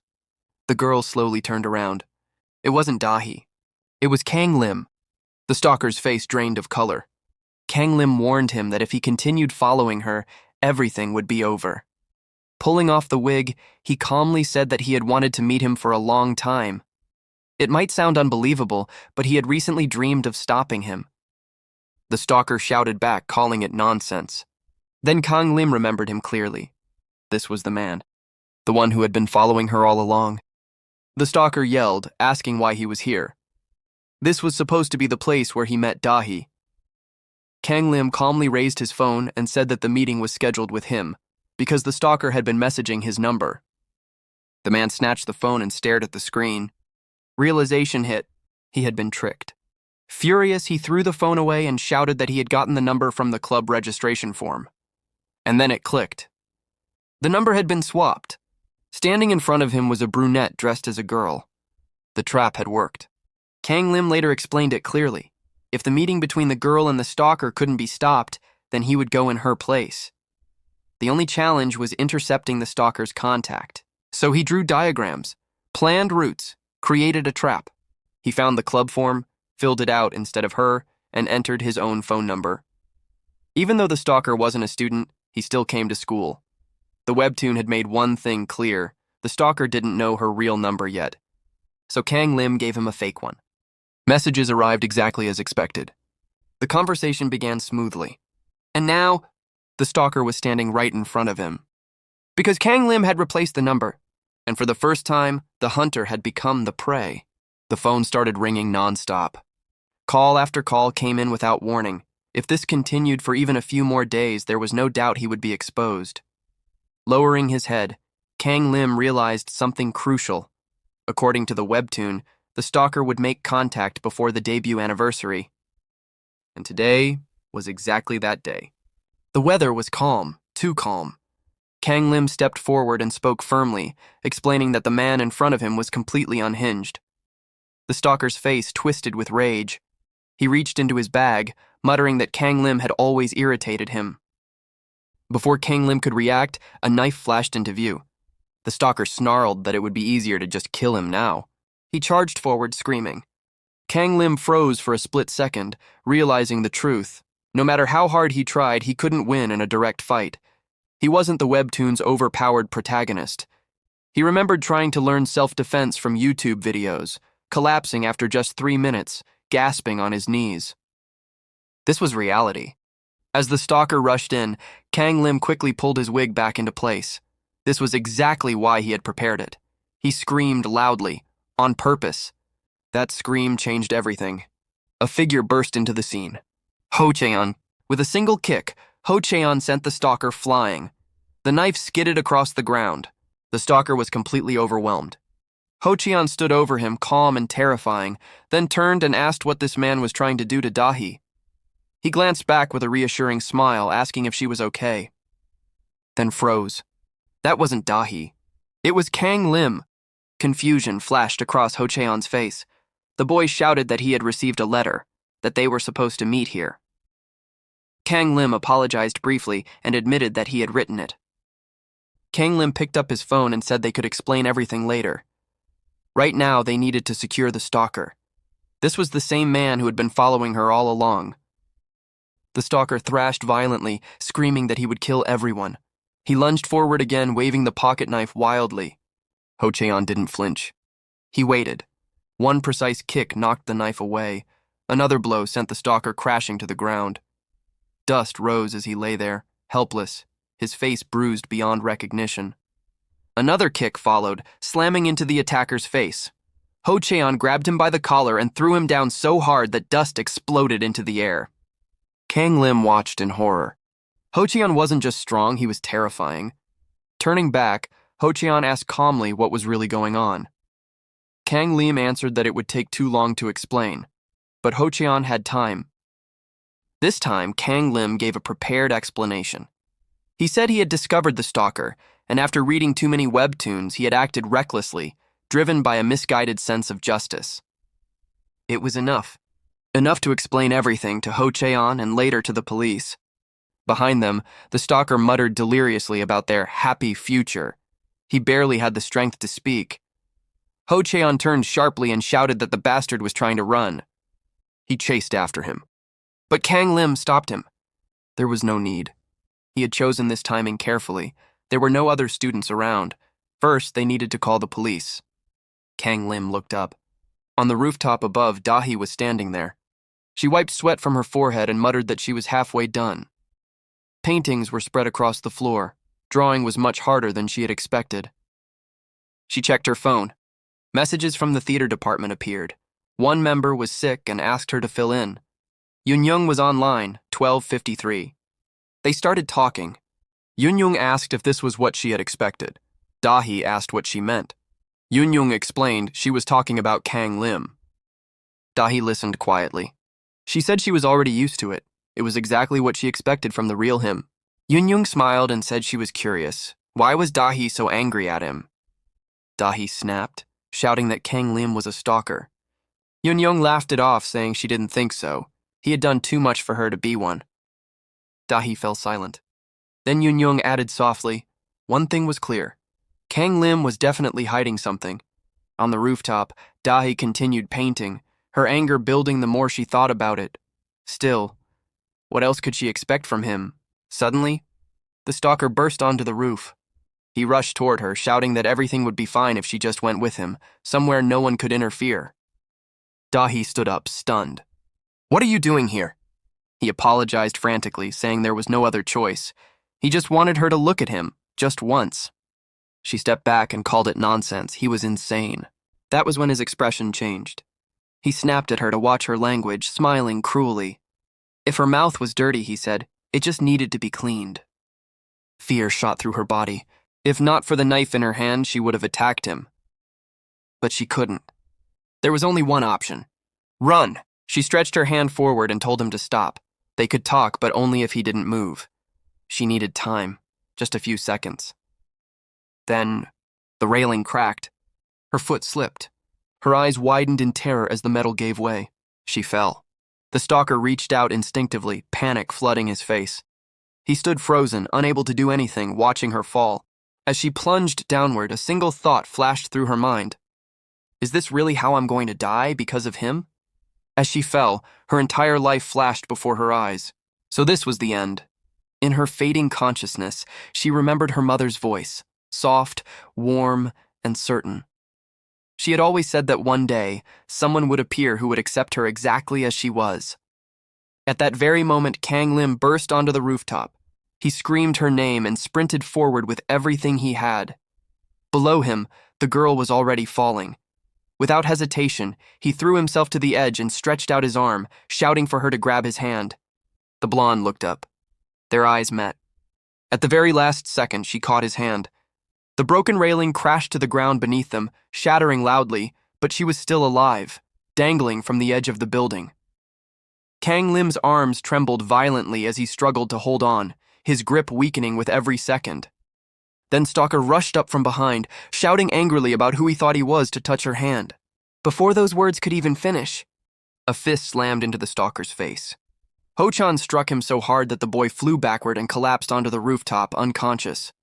Rubbing his knuckles, Ho-chan muttered that the man was insane. When he turned around, his classmate had already arrived. The girl was safe. Kang Lim lay on the rooftop, completely drained. As she caught her breath, she looked around in confusion and asked how they had known the Stalker would come here. That's when she noticed something strange. Kang Lim was wearing her clothes. Her fear returned instantly. She asked why, panic creeping into her voice. Was he one of those people too? She jumped back, yelling for him not to come any closer. She said she would respect his choices, but walking around like that in public was too much. Exhausted and emotional, Kang Lim shouted back that he had done it to save her, and that if anyone was to blame, it was her. She froze and asked why. Before he could answer, pain stabbed through his chest. He collapsed to the ground, gasping. Police sirens echoed below the building. Seeing him in pain, she panicked and shouted that she would call the nurse immediately. Later, they were in the teacher's office. The teacher sighed in relief, thanking every higher power she could think of that nothing worse had happened. She assured the girl that the staff would take care of everything from here on. Then she explained that her guardians had already been contacted and would arrive soon. The details could wait. The only thing that mattered was that she was safe. When asked about injuries, the girl raised her hands and said she was fine. Smiling faintly, she added that it was all thanks to Kang Lim and Ho-chan arriving at the perfect moment. The teachers turned to Ho-chan, praising him loudly.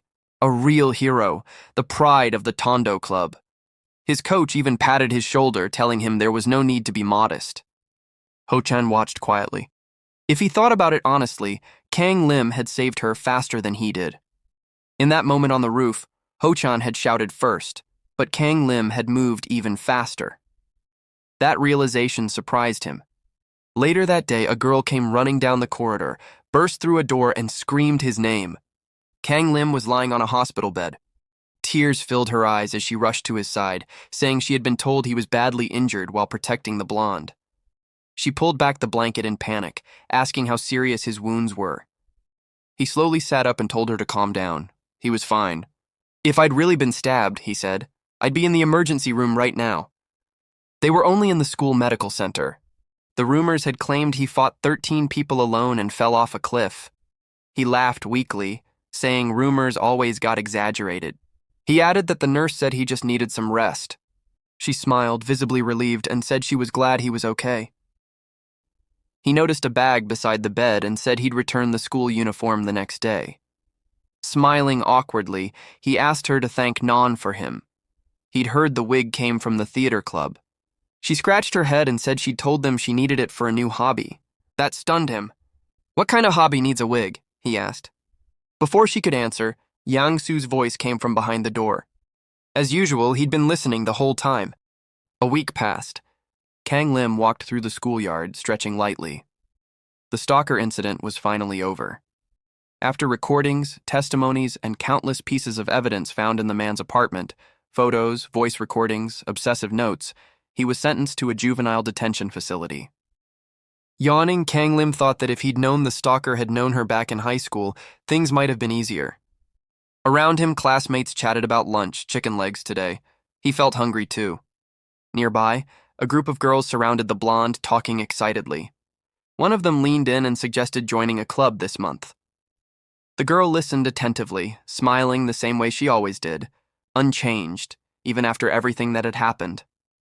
Watching from a distance, Kang Lim felt relieved. At least she was okay. He headed to lunch with his friend, deciding that he finally deserved some rest. His nerves had been pushed to their limit lately. As he started eating, his phone buzzed. A message appeared. The blonde wanted to meet him in the classroom. And just like that, the next chapter quietly began. After school, Kang Lim headed into the corridor office. As he approached the desk, he spotted the blonde girl working quietly.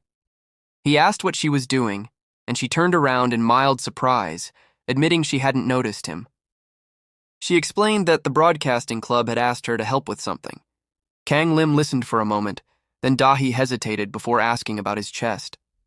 He remembered how she had seen him clutching it in pain that day. Was he really okay?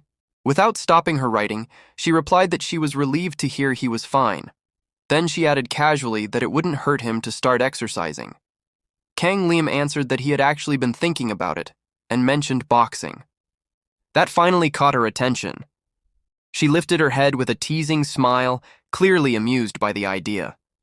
Before she could comment, he asked if it was true that she had called him here just to tease him. She placed her pen down and turned toward him.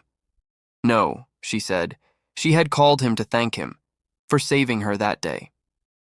Kang Lim stepped forward, clearly nervous, and asked if he could speak first. Lowering his head, he apologized. The girl looked confused, unsure what he was apologizing for. He explained that during their conversation on the bus, he had spoken carelessly. What he said had been meant as a joke, but he now realized it could have hurt her. He told her he was truly sorry for saying it without thinking and for not understanding how it might affect her. She nodded calmly and replied that it was fine. After all, it wasn't wrong. Not everyone liked the cute 𝗙ecie. That response caught him off guard. Leaning slightly closer, Kang Lim said he could finally answer the question she had asked him back then. He remembered it clearly. If she had been herself from the very beginning, would things have turned out better? He clasped his hands together and answered honestly, yes, without a doubt. The girl jumped up, startled, and demanded to know why he was suddenly saying this now. Kang Lim, flustered, tried to explain that it was obvious. Change was never easy, but he believed she could do it. He even laughed softly, recalling her sharp sarcasm from before, and said he was confident she could handle it. She froze, stunned. He added quietly that the real her was honest and kind, and that was the version he liked. When he looked straight into her eyes, she didn't know how to respond. Then he raised his hand and said gently that she could start by being herself with him. That was when she finally burst out laughing. She wiped her eyes and told him it was funny, how clumsy he was, and how hard he had clearly tried to cheer her up. Kang Lim frowned and said he didn't see anything funny about it.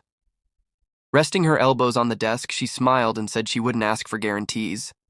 Then she leaned closer and asked if he was really sure that everything would be okay. Lowering her head slightly, she smirked and extended her hand toward him.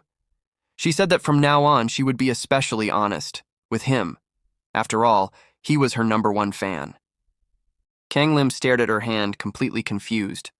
She folded her hands together and told him there was no turning back now. When he asked what she meant by spoiling him, she laughed and said it sounded like a confession. Locking eyes with him, she reminded him that when he had acted as her temporary manager, he had been incredibly helpful, especially when filling out her schedule. Still lost, Kang Lim watched as she stood up, coughed awkwardly, and repeated that she really did mean it. From now on, she would spoil him. Her hair fluttered gently as she tucked it behind her ear and told him to wait. Moments later, she returned and dropped a huge stack of papers into his hands. He stared at them in disbelief. Why did he have to do this? Because, she replied sweetly, as her #1 fan, it was only natural. The next day, the girl sat on a bench near the school, messaging Kang Lim. She asked how he had known about her friend. He replied nervously, asking her not to laugh when he explained. As she read his message, her expression softened. Before she transferred schools, he had apparently been her most devoted fan. That touched her more than she expected. Classmates approached her, members of the 𝗙ecie team, asking if she'd join training today. They had heard she was skilled and invited her warmly. Some high school students even said they'd come along. She smiled awkwardly and explained she was tired and planned to go home early. But they didn't back off, insisting they had already told everyone she would come. One of them asked why she always helped volleyball and basketball, but refused them so quickly. The girl lowered her head. Her voice changed. She said firmly that she had already answered. They should know when to stop. Were they really that dense? The group fell silent. Then she straightened up, smiled mischievously, stuck out her tongue, and admitted honestly she just didn't feel like going. A group of girls chatted excitedly about a drama they'd watched recently, saying the blonde was as charming as ever. One of them added that she was especially impressed by the drama's main character. From a distance, Kang Lim watched quietly. After everything that had happened with the stalker, her attitude toward her classmates had changed. She was still herself, but now she felt more genuine, less distant. For the first time, it looked like she wasn't just admired anymore. She was becoming someone people could truly talk to. The girl clenched her fists and muttered that this so-called genius really annoyed her. Kang Lim listened quietly, realizing something important. She had always tried to hide that side of herself, the part people weren't meant to see. But after the stalker incident, she had started choosing honesty. Not completely, not yet, but it was only a matter of time. He glanced down at his phone where the game screen still glowed. Now wasn't the time for games. First, he had to deal with reality. He had lost again. And as he stared at the screen, his thoughts drifted back to the return cycles. Over the past few days, he had been obsessing over the conditions that triggered the loop. One theory stood out: the game over hypothesis. So far, the loop had activated 3 times. Once when the girl died, once when he died, and once when his relationship with her never even truly began.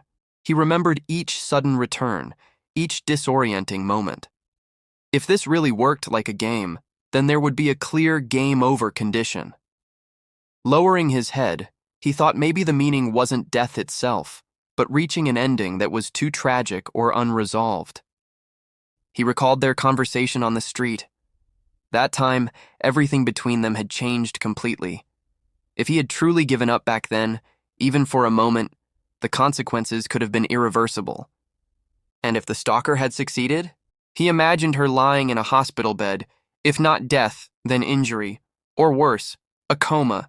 And even then, there was no guarantee the loop would activate again. So it wasn't just about dying, it was about outcomes. Scratching his head, Kang Lim sighed. This wasn't a webtoon, this was real life. And in real life, you had to prepare for the worst, before it happened. He checked his phone again. The next incident's heroine was clearly going to appear soon.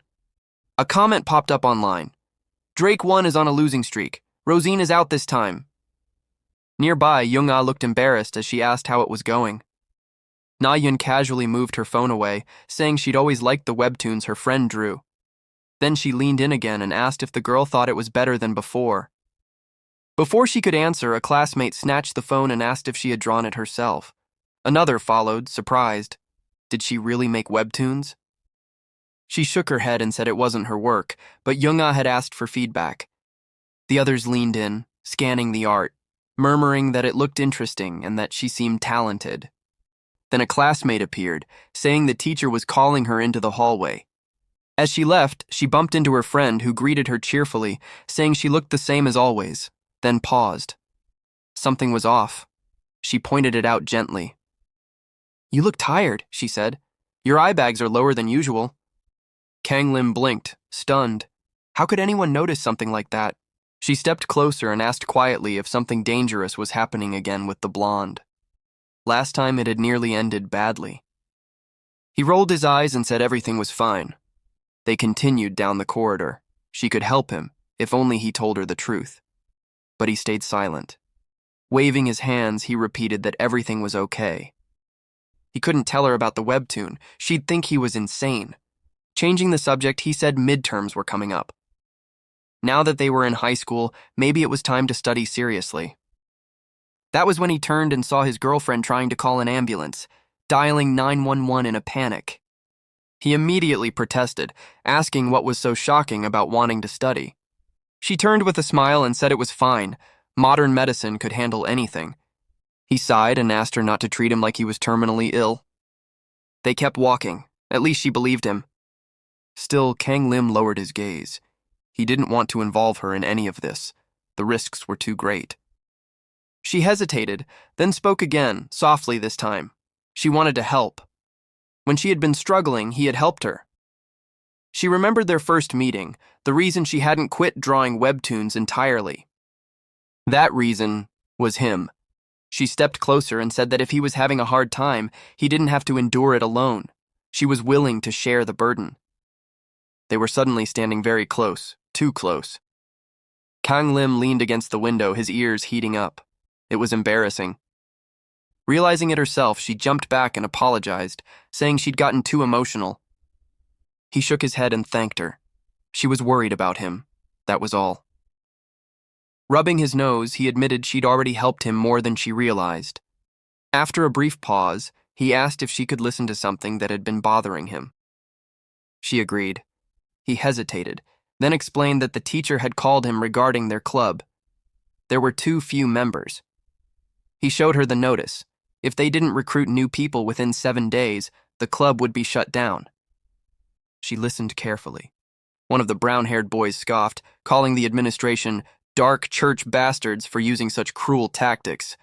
Kang Lim lowered his head and admitted he'd tried to recruit members before, but a club with only 3 people and no achievements didn't attract anyone. The situation was bad. And once again, Kang Lim realized, just like with the time loop, doing nothing was no longer an option. The blonde rested her chin in her hand and said quietly that this place couldn't just disappear. Even though her school life had become easier, this room was still the best place for her to relax. That was when it suddenly hit Kang Lim. There was someone among them who wasn't officially a member of the club. The girl turned toward him in surprise, asking what he was talking about. Didn't he say earlier that he was a club member? Kang Lim quickly corrected her and blurted out that they were actually talking about her. Then, looking straight at her, he asked, if she was going to keep coming here anyway, why not just join the club? She crossed her arms and replied that she didn't want to rush into anything. First, she wanted to try every club and then decide properly. After a short pause, she turned away and added lightly that since he had helped her before, she supposed she could join if he really asked. She winked and asked how long she would have to wait. At that moment, Kang Lim was already deep in discussion with his friends about recruiting new members. Their first targets would have to be freshmen. He noticed her staring and asked if she had an idea. She snapped back that she didn't. 𝗖cie continued reading the documents and said bluntly that without new members, the club was finished. Then he added, half-jokingly, that if he used magic to write an annual activity plan, maybe the club would survive. That caught Kang Lim's attention. An activity plan. He hurriedly picked up a stack of papers. This had to be it. The girl walked over and asked to see what he was holding. When she read it, she frowned. An annual activity plan? She repeated. Kang Lim scratched his head and admitted he was just being honest. No goals, no structure, this just says you want to play. She looked genuinely annoyed. She raised her hand dramatically and said it was almost too honest. When he had explained the club to her before, he'd made it sound so convincing that she had actually believed it. He replied awkwardly that the former club president had told him what to say. She sighed and muttered that it was exactly what she expected from him. After a moment, she said she would help. She waved him off, saying she was good at things like this and it wouldn't take long. As they talked, Kang Lim mentioned that they didn't only play online games, they also played board games. 𝗖cie immediately corrected him, saying those weren't just board games, but strategic weapons. Hearing that, the blonde laughed and said maybe she should quit before she even joined. Kang Lim quickly defended the club, insisting they weren't just playing games. To change the mood, he pointed toward 𝗖cie and mentioned that she drew webtoons. The blonde's eyes widened in surprise, and she asked if that was true. 𝗖cie waved her hands nervously, saying she wasn't the creator, just someone who copied styles. That only made the blonde more excited. She rushed over and asked to see them. Embarrassed but unable to refuse, 𝗖cie sat down at the computer. The blonde leaned in, reading everything carefully. Before long, tears formed in her eyes. She said the story was incredibly moving, a tale of sacrifice, friendship, and quiet courage. She asked if 𝗖cie planned to publish it. 𝗖cie shook her head and explained that she wanted to submit it to a summer competition first. The others gathered around, commenting on the art and story. 𝗖cie loudly began theorizing about the protagonist being a descendant of an ancient being who crossed time and space. Kang Lim reminded them to focus. The activity plan still needed to be written. Smiling, the blonde picked up the paper and said it would be easy to make it sound convincing. She explained she'd focus on the word experience, cultural experience, creative experience, personal growth. Kang Lim stood quietly nearby, listening in awe. That evening, the blonde walked through the school corridor holding a membership application form. Inside the teacher's office, the teacher examined the plan and said that while the content itself was acceptable, 3 members simply weren't enough. Larger clubs required the budget more urgently, so they needed at least 2 or 3 additional members. The girl smiled politely and said she understood. Then the teacher looked at her in surprise and asked why she was doing this. After all, wasn't she planning to join the club herself? The girl glanced down at the form. She hadn't wanted to join any club originally, but Kang Lim had saved her, and she didn't want to feel indebted. As she filled in her details, someone approached from behind. It was 𝗖cie. She asked why the blonde hadn't gone home yet. The blonde replied that the art teacher had been late. When 𝗖cie noticed the application form, she froze. "Are you really joining the club?" she asked. The blonde looked away shyly and said yes. It was a place she visited often anyway. After a pause, she admitted it was also because Kang Lim helped her. 𝗖cie asked again, and the blonde explained, after everything that happened with the stalker, she wanted to thank him properly. This was her chance. 𝗖cie noticed something then. Whenever Kang Lim's name came up, the girl's mood changed. Hesitating, 𝗖cie turned away, then leaned closer and asked softly if she liked him. Before an answer could come, another friend ran up asking if anyone had seen 𝗖cie. She showed her phone. The results of the Webtoon competition had been posted. The first qualifying round. 𝗖cie had been eliminated. Later, she sat alone, staring at the screen. She had put so much effort into it. Countless nights, endless revisions. And yet, it was over. A tablet and a phone lay beside her as she lowered her head, wondering where she had gone wrong, and whether it had all been for nothing. She looked at her friends and quietly thought that maybe she would have to give up after all. The blonde and the brunette stood facing each other. 𝗙cie asked again, clearly surprised, whether the question was really about her feelings toward Kang Lim. The brunette studied her expression carefully. Before she could respond properly, 𝗙cie turned away and said she must have misunderstood. Maybe her Korean still wasn't good enough. Her friend immediately corrected her, confirming that yes, that was exactly what she was asking. That made 𝗙cie even more shocked. She tried to hold it in, but a second later she burst into loud laughter. One of the girls commented that it was a bit much. The blonde wiped her eyes, still laughing, then pointed at Kang Lim and asked again, was the question really about whether she liked him? 𝗖cie stepped closer and said that the two of them always seemed close. They were often together after all. 𝗙cie thought about it for a moment. You could call them acquaintances. Smiling lightly, she added that he had saved her life, and that was the real reason she wanted to join the club. Then she raised her head confidently and declared that the earth would stop spinning before she ever developed romantic feelings for him. The girls reacted immediately. That was a bold statement. 𝗙cie shrugged and added that as a person he wasn't bad at all. But romantically? No feelings whatsoever. The brunette let out a quiet sigh and apologized for asking such an awkward question.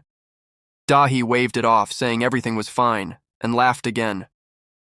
As they walked down the stairs, 𝗙cie suddenly asked why her friend had even brought that question up in the first place. After some hesitation, the brunette admitted it. She liked him. At first, 𝗙cie didn't hear properly and laughed it off.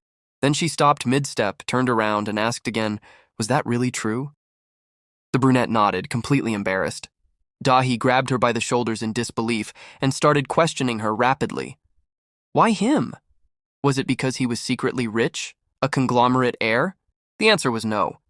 The brunette looked down and said it was something else, something hard to explain. 𝗙cie was stunned. Then she raised a finger with a confident grin and said not to worry, she would help. The next day, the boys stood in front of the clubroom door, completely confused. A note was taped to it. Meeting in progress, boys are not allowed inside. The brown-haired boy muttered that their base had been invaded. Whatever was happening inside felt like an impenetrable barrier. Even the strongest wouldn't be able to break through it. He knocked on the door, protesting, but it was useless. Inside, the blonde slammed a marker against the board and announced that Operation Cupid was officially underway. The goal was simple: tie the brunette's heart to the brunette she liked. First, they needed a strategy. The girl listened quietly, then commented that 𝗙cie seemed more excited than she was. 𝗙cie cupped her cheeks and admitted she had always wanted to talk about dates with her friend, It was even on her personal wish list.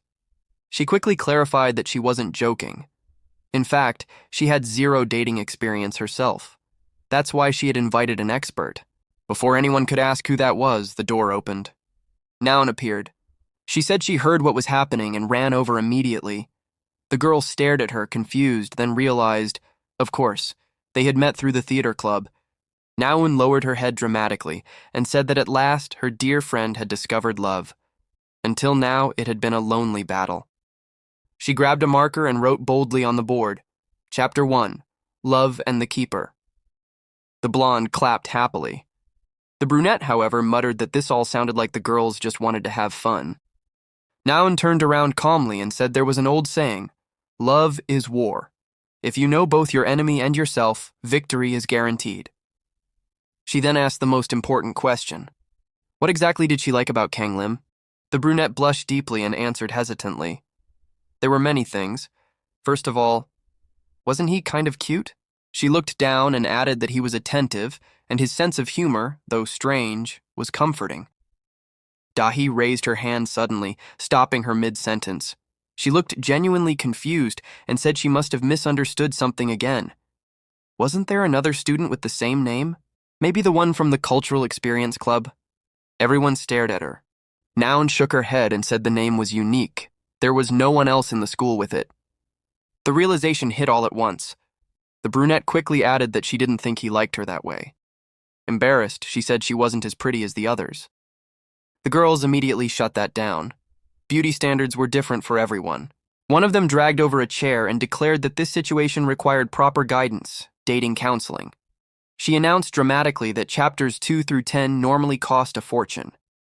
When asked how she knew that, she replied confidently that this case wouldn't require that much advice. The brunette didn't understand what she meant. Noun leaned closer and explained. They were already closer than most people who called themselves friends. So close that it didn't even look like an ordinary friendship anymore. In that case, something small would be enough.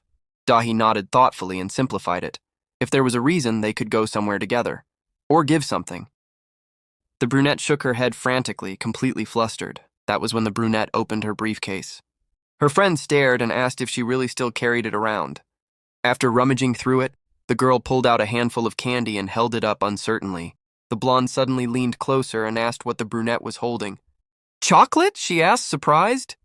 The answer made her blink. It was homemade, prepared for Valentine's Day. That only made things stranger. Valentine's Day was February 14th, yet it was already early April. It didn't take long for the truth to sink in. The brunette had made it back then, but never managed to give it away. She had kept it all this time. The girls gathered to discuss what to do next. The situation was more complicated than they had expected. Was there really no option but to give up and retreat? Whispers filled the air. At their age, was this really worth all the trouble? That was when a friend stepped in and said they were overthinking it. Then she suddenly froze and asked who had just spoken. Before anyone could stop her, 𝗙់_𝗿 clenched her fists and declared that she had made up her mind. She was going to give him the chocolate today. The blonde immediately supported her, saying it was a great idea and that everything would be fine. Still, the best friend watched them with concern, unsure whether 𝗙់_𝗿 could really handle it. Not long after, they found themselves standing on the school rooftop. The brunette turned away, flustered, feeling that the moment was far more intense than she had imagined. The boy noticed and asked gently if something was wrong, telling her she could say whatever she wanted. She hesitated, nerves tightening her chest, and instead changed the topic. She asked about the club, whether writing a plan would really be enough, or if it would still be shut down. He scratched his head and explained that since the blonde had joined, they had bought themselves some time. They still had about a month to recruit one more member. Then he added quietly that things had become more complicated lately. Life had felt easier before. That single comment made the brunette's heart sink. For a moment, she wondered if Kang Lim's heart already belonged to someone else. After all, the blonde was beautiful, talented, and admired by everyone. Trying to calm herself, she asked how they had managed to open the rooftop door again. She clearly remembered that last time it had caused a huge commotion. The girl explained that the handle was old. If you turned it a few times, it would open. At that moment, a sharp voice echoed across the rooftop. "Is anyone up here?" It was their homeroom teacher. Panic set in instantly. Had they forgotten to close the door? The teacher stepped out onto the roof, scolding loudly about how dangerous it was to be there and how students should know better. But no one stood in front of her. She paused, confused. She was sure she had heard voices. Behind the door, pressed tightly against the wall, a boy and a girl stood holding their breath. The brunette, trembling, found herself pressed against him. The closeness made her heart pound uncontrollably. After a few seconds, the teacher muttered to herself, wondering if age was finally catching up to her, then turned and left. They exhaled in relief. That was when the boy suddenly realized what had just happened. They were hugging. He jumped back awkwardly, blurting out that he had only acted on instinct and hadn't known where else to hide. The girl, meanwhile, clutched her chest, clearly feeling her heart racing. She stepped forward, eyes shining, convinced that this feeling, this pounding heartbeat, was something she had carried since first grade. Right then and there, she decided to confess. She looked up and said she had something important to tell him. Before the words could leave her mouth, the rooftop door burst open. The teacher stormed toward them, furious. She scolded them relentlessly, demanding whether they truly didn't understand what forbidden meant. Her anger burned so fiercely that neither of them dared to look up. They apologized repeatedly, promising it would never happen again. The teacher then turned to the girl and told her to follow her. They still had yesterday's career consultation to finish. As the girls walked down the hallway, one sipped her juice and wondered silently how the brunette was holding up. Would she be okay? The other replied that she was usually calm, making it hard to tell. Suddenly, shouting echoed from an office nearby. A teacher's voice rang out, demanding to know whether 𝗖𝗄 had lost her mind. Inside, a woman scolded her harshly, questioning how long she planned to keep drawing webtoons instead of focusing on exams. The teacher reminded her that she had once been at the top, but her grades had been slipping. She needed to take care of herself and think about her future. Listening from outside, the girls exchanged worried glances. That teacher was their homeroom instructor, and also the advisor of the discussion group 𝗖𝗄 belonged to. Before she ever joined the club, the teacher had already made her stance clear. Sitting behind the desk with a stern expression, she questioned how many people could truly survive by drawing webcomics. What about stability? What about insurance if things failed? On top of that, her parents also wanted her to focus more on her academics. The girl listened quietly, saying nothing, absorbing every word. Before dismissing her, the teacher added that she would speak with the art instructor as well. Outside the office, her friends had been eavesdropping. They knew she struggled with career counseling, but none of them expected the scolding to be this harsh. The blonde couldn't hold back and muttered that it was ridiculous to make such a fuss over someone simply chasing what they loved. Eventually, the teacher handed the girl a sheet of paper and told her to rethink everything, rewrite the questionnaire carefully, and submit it again later. With that, the meeting ended. As she stepped out, she noticed her friends waiting anxiously. They rushed over and asked if she was okay. She tilted her head and asked what they were doing there. Flustered, the girls quickly said they had just been passing by and accidentally overheard the conversation, but even so, the teacher had clearly gone too far. The girl smiled awkwardly and thanked them for worrying. Then, hesitating for a moment, she brought up the topic of the chocolate. Her friends listened closely, trying to understand what she meant. One of them finally laughed softly and said she looked better than she thought, less defeated, more confident. They admitted they had planned to comfort her, but now it didn't seem necessary. The girl smiled again and said it was fine. It didn't hurt as much anymore. After all, there were people now who genuinely cared about her. As she walked with her hands clasped behind her back, memories from the past flooded in. She remembered being a small child at family gatherings. She had been born later than most of her relatives, so there was never anyone her age to play with. During vacations, when the whole family gathered, she was always alone. One day, her father gave her a phone. It had a few apps installed, and among them was a Webtoon app. Curious, she opened it. That curiosity quickly turned into fascination. Soon, she began drawing her own stories on paper, just wanting to try. At first, the adults praised her drawings. Encouraged, she worked harder. But eventually, their tone changed. Her parents laughed it off, asking if she seriously thought she could become a webcomic author. They told her it wasn't realistic and that she should give up. Her classmates weren't any kinder. People questioned why she bothered with something so impractical. Again and again, she was told to stop dreaming and focus on studying. And so she was left alone. Still, she didn't quit. Sitting in front of her computer, she decided to enter a competition. When her application was accepted, she believed it proved this wasn't just a passing hobby. But one day, she sat on the rooftop staring blankly ahead. Her phone and tablet lay beside her. On the screen was the result. She had been eliminated. The words hit her hard.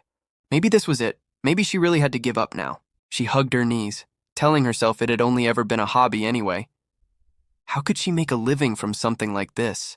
Her hands trembled as she picked up her tablet. Tears welled up. She grabbed the USB, intending to throw it away, to end everything once and for all. Standing at the edge, she swung her arm, but stopped.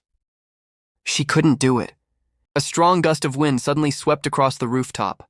Her hair whipped violently, and before she could react, the tablet slipped from her hands and flew off the edge. Down below, Kang Lim happened to be passing by when something crashed onto the ground nearby. He picked it up, puzzled. A tablet, new, undamaged, and unlocked. Out of curiosity, he opened it. There was a webcomic inside. He began reading, slowly, carefully. Moments later, the girl ran down from the building in a panic, shouting and asking if everything was okay. Kang Lim looked up calmly and said it was fine, then asked if the tablet belonged to her. She froze, realizing he had already seen it. Standing in front of him, she admitted she had dropped it by accident while she was on the rooftop. When he asked if she had drawn the comic herself, she panicked and asked if he had really read it. Kang Lim apologized immediately, saying it had been unintentional. She took a breath and said it was okay. Gathering her courage, she shyly asked what he thought.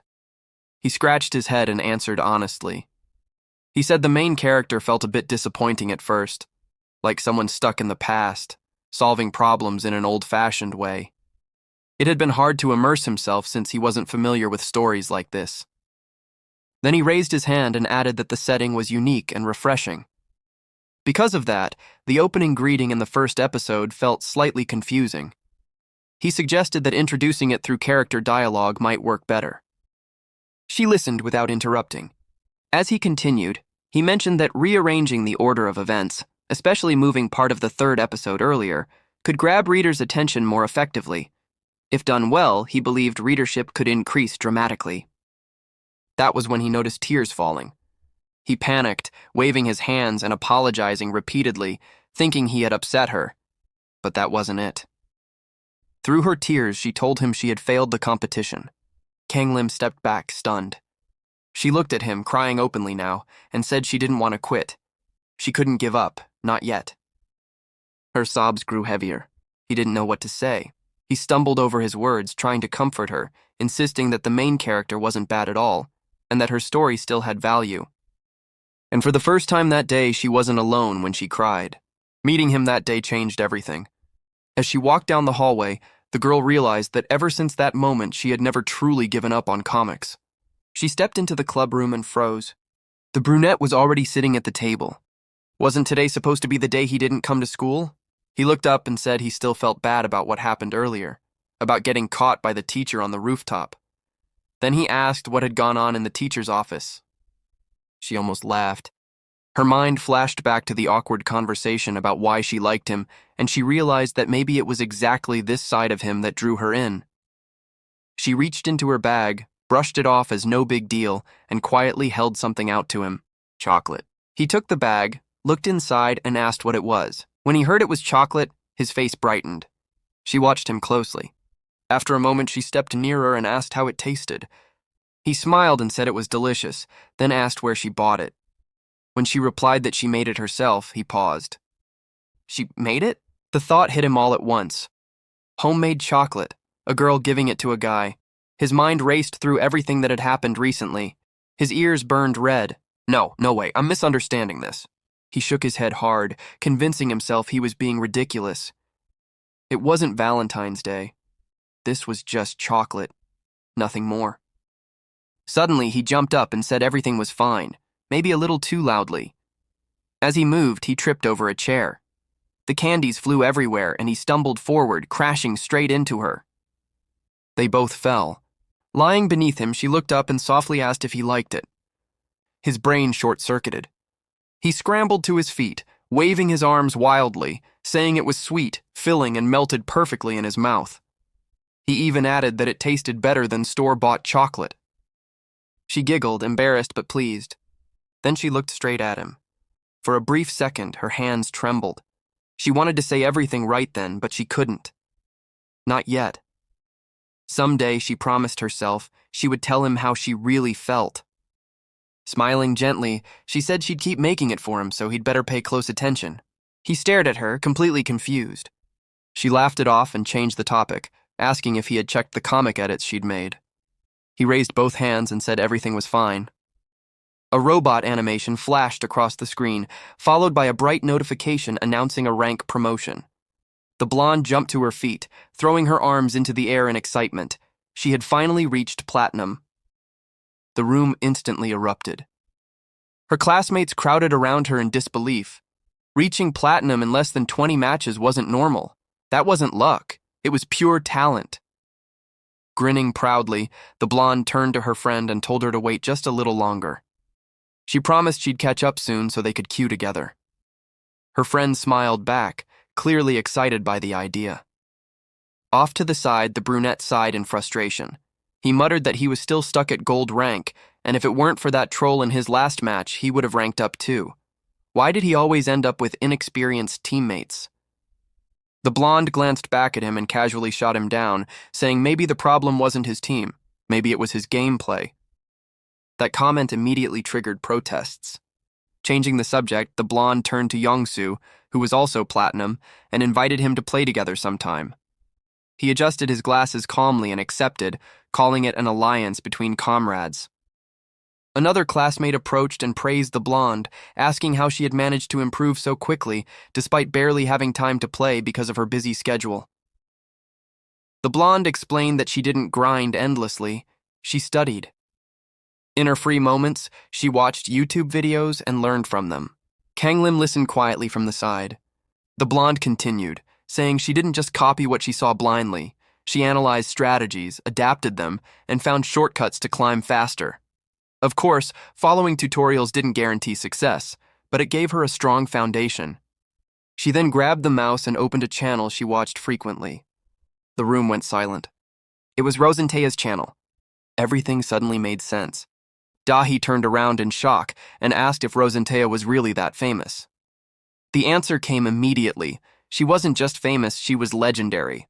Known as 𝗏𝗏𝗍𝗏, real name 𝗙cie, she was their age and had won a championship during her very first debut.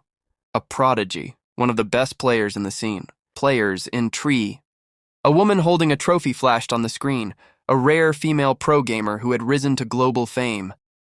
Someone added that 𝗙cie also made videos and held fan meetings. Another chimed in, mentioning how chaotic her last birthday fan event had been. 𝗖cie added that the media had stirred up massive controversy, accusing her of using macros and illegal tools, even though nothing was proven. The blonde clapped enthusiastically, amazed.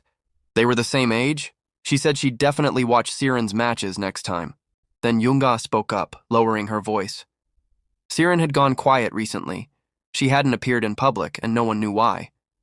Her team was still letting her compete, but the reasons were unclear. Fans were starting to worry. 𝗖cie stared at the screen and shook his head. From what he could tell, 𝗙cie didn't seem to be in good condition lately. It was as if the empress of the scene had fallen. Throughout the conversation, Kang Lim remained silent. He already knew all of this. He had read the articles, watched the clips, seen the comments online. As the others kept talking excitedly, he looked away, deep in thought. When the others noticed his silence during the game discussion, they asked why he wasn't saying anything. He simply scratched his head and avoided answering. After a brief pause, he stood up and said he was heading home. There was still something important he had to think about, how to recruit one more member for the club. As he walked through the quiet streets, his thoughts shifted to a much bigger problem. The next crisis was coming.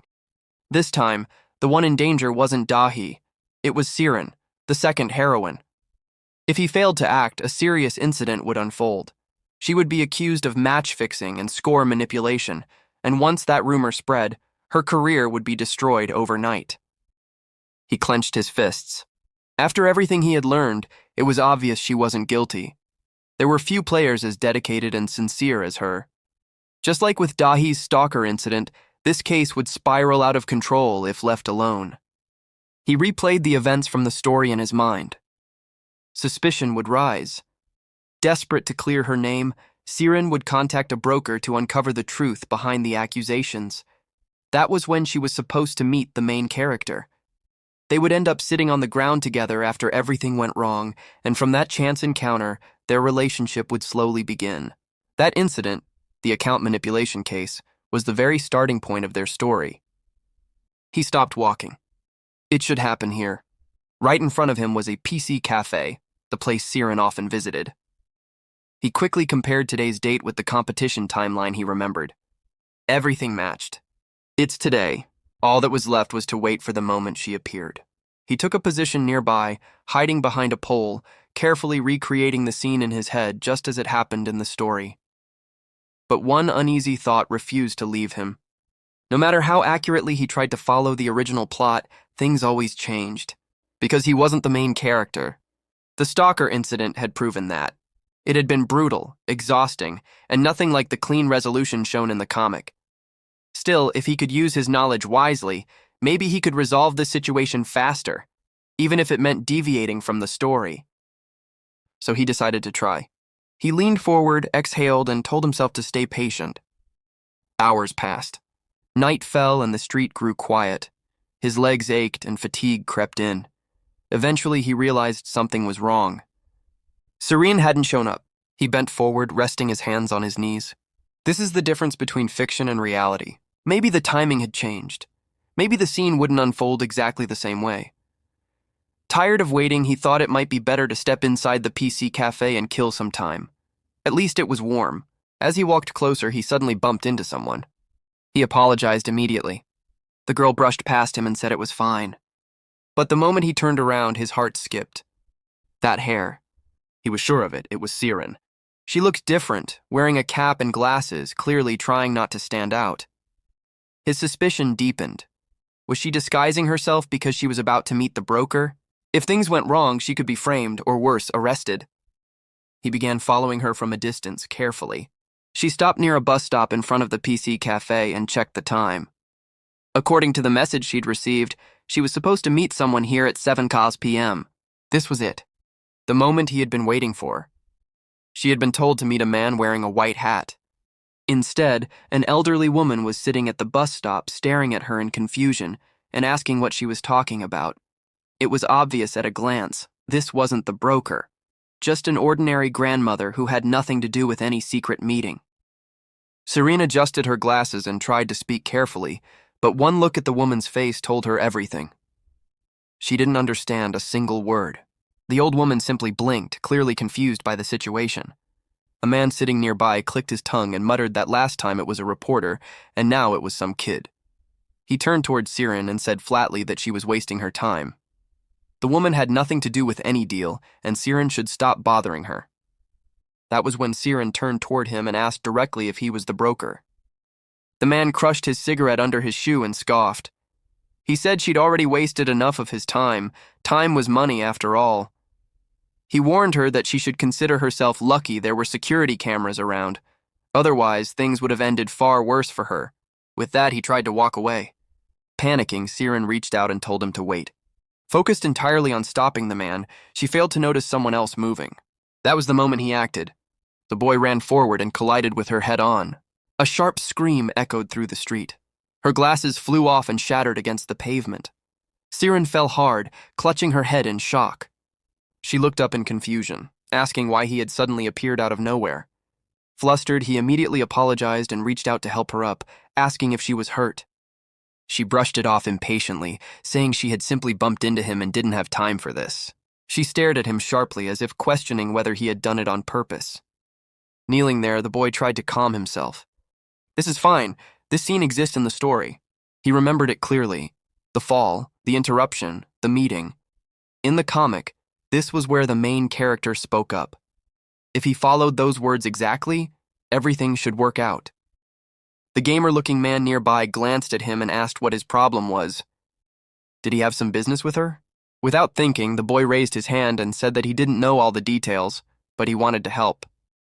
For a brief second, pride filled his chest. Did I do it?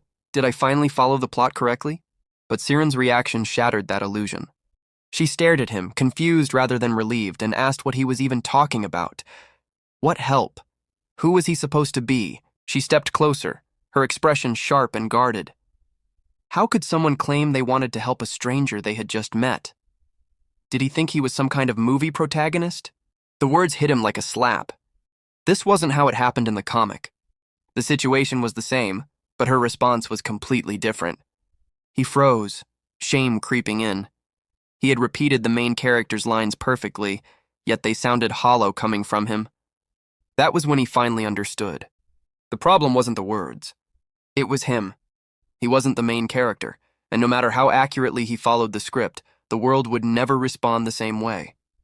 Siren lifted her head, her expression turning cold.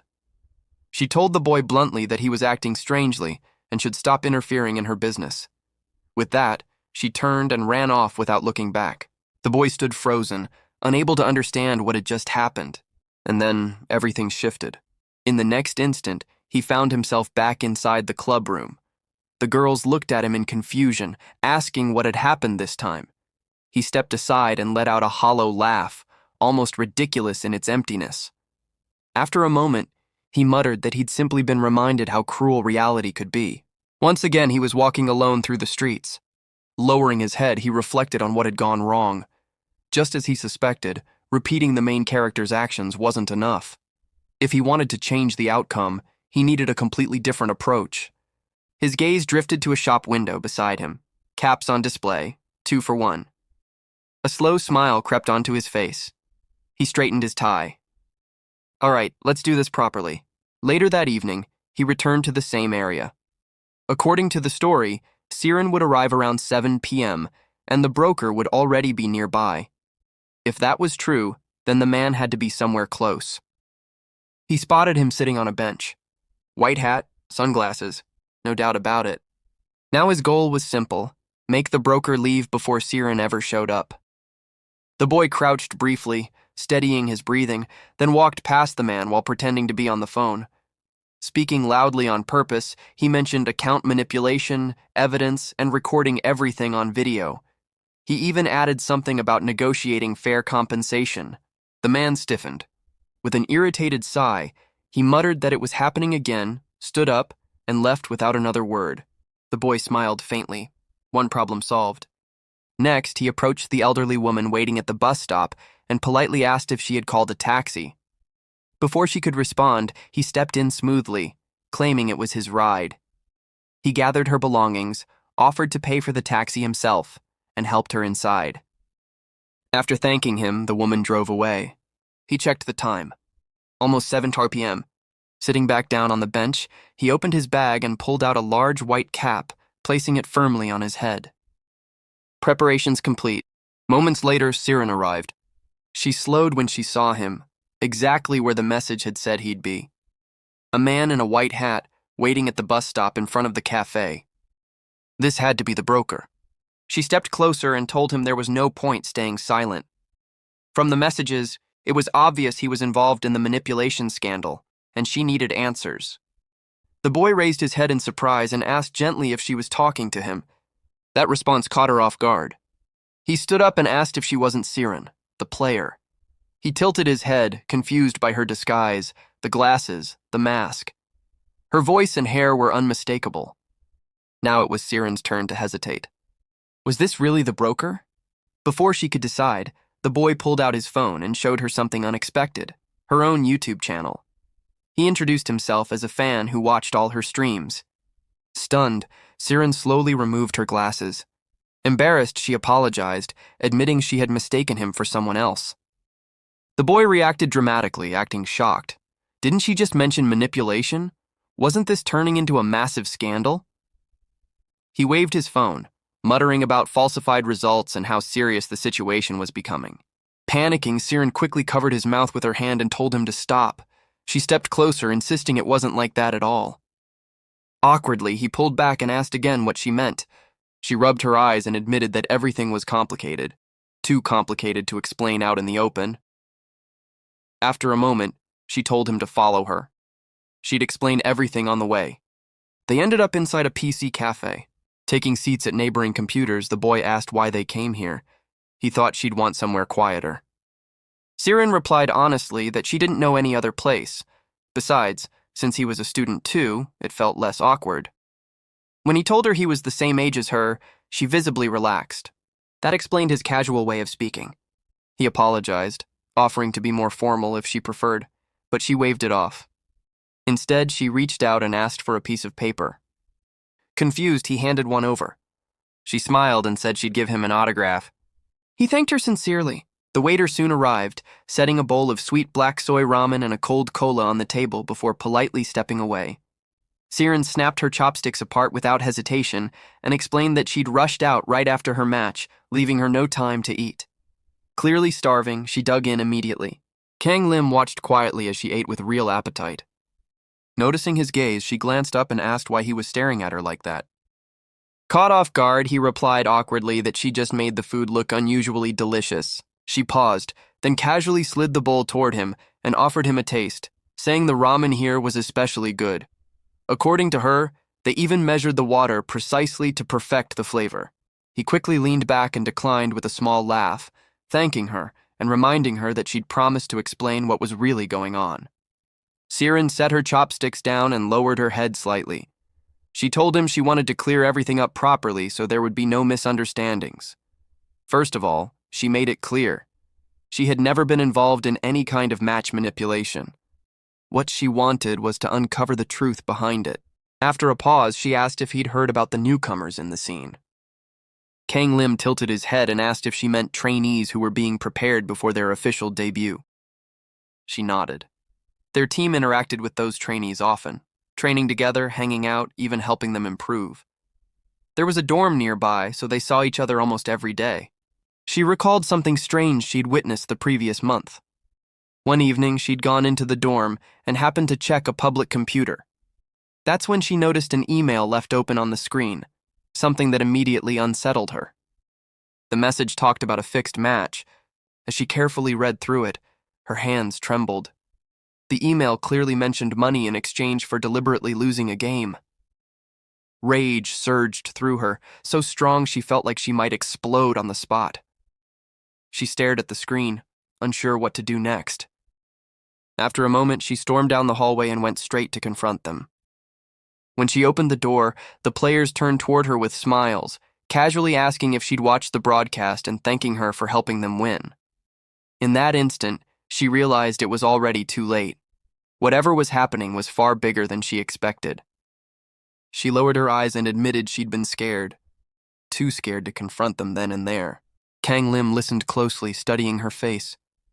Quietly, he said that knowing her personality, she wasn't someone who would just let something like that go. 𝗙cie closed her eyes and let out a slow breath. Of course she couldn't ignore it.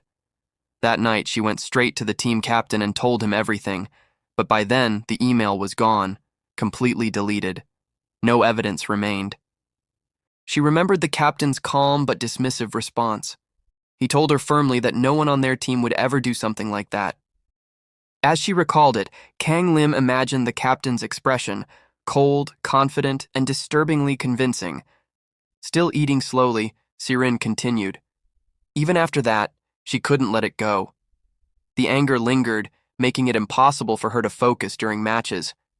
That was why she decided to investigate on her own by contacting a broker. She admitted she'd even set a trap at the bus stop, but the broker never showed.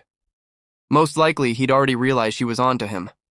Kang Lim threw his hands up and said that one suspicious match wasn't the end of it. If this was really happening, there would be another opportunity next month.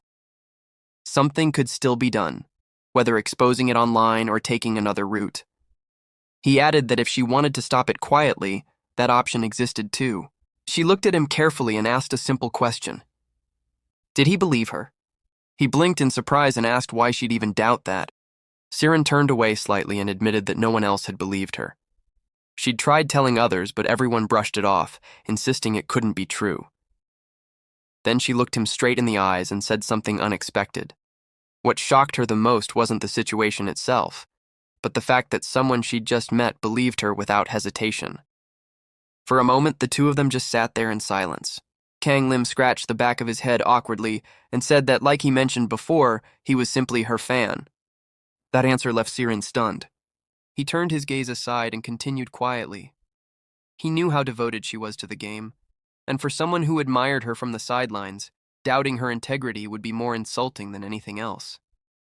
For the first time that night, 𝗖ṛijn smiled, not as a pro gamer, not as a suspect, but as someone who had finally been understood. The girl listened carefully, nodding as if she understood everything he had explained. Kang Lim quietly hoped his words had sounded convincing enough. After a brief pause, she lowered her gaze and hesitated before speaking again. She said she wanted to ask him for a small favor. His body stiffened immediately. Trying not to overthink it, he asked what she needed. She stepped closer and almost casually said she wanted him to come with her this Sunday. Not long after, the two of them left the 𝗙cie cafe and walked side by side down the street. Unable to hold back his curiosity, Kang Lim caught up to her and asked where exactly they were supposed to go. 𝗖ṛijn glanced over her shoulder and explained that one of the newer players on the team had a birthday coming up. She needed someone to go with her to pick out a gift. The explanation surprised him, but she wasn't finished. After choosing the present, she also wanted to talk more seriously about the match-fixing issue, which was why she hoped he would accompany her to the mall. He stopped for a moment, thinking it over, then agreed. Out of habit, he asked if there was a match scheduled for Sunday. 𝗖ṛijn shook her head with a faint sigh. The captain had decided the team should rest that day, so they were completely free for the weekend. Kang Lim admitted honestly that he wasn't sure how helpful he'd be. He didn't know much about choosing gifts. She smiled lightly and said that still made him better than she was. Then she recalled a past birthday where she had gifted someone a bus card along with a famous athlete's autobiography. She'd thought the bus card would be practical and the book inspiring. After all, the athlete was a popular role model among teens. Unfortunately, the reaction back then had been awkward. Kang Lim said he understood her reasoning, but admitted it was definitely an unusual choice. 𝗖ṛijn looked at him directly and asked once more if he was really willing to go with her. She made it clear that she wasn't forcing him. He smiled without hesitation and said yes. Before parting ways, she handed him her phone and suggested they exchange numbers so they could contact each other on Sunday. After that, they said goodbye and went in opposite directions. As Kang Lim walked home, his mind raced with scattered thoughts. He wondered which shopping center would be best, rubbing his chin as he tried to plan ahead. Then it hit him. This wasn't just an errand. This was a date. His eyes widened in shock as he froze in place.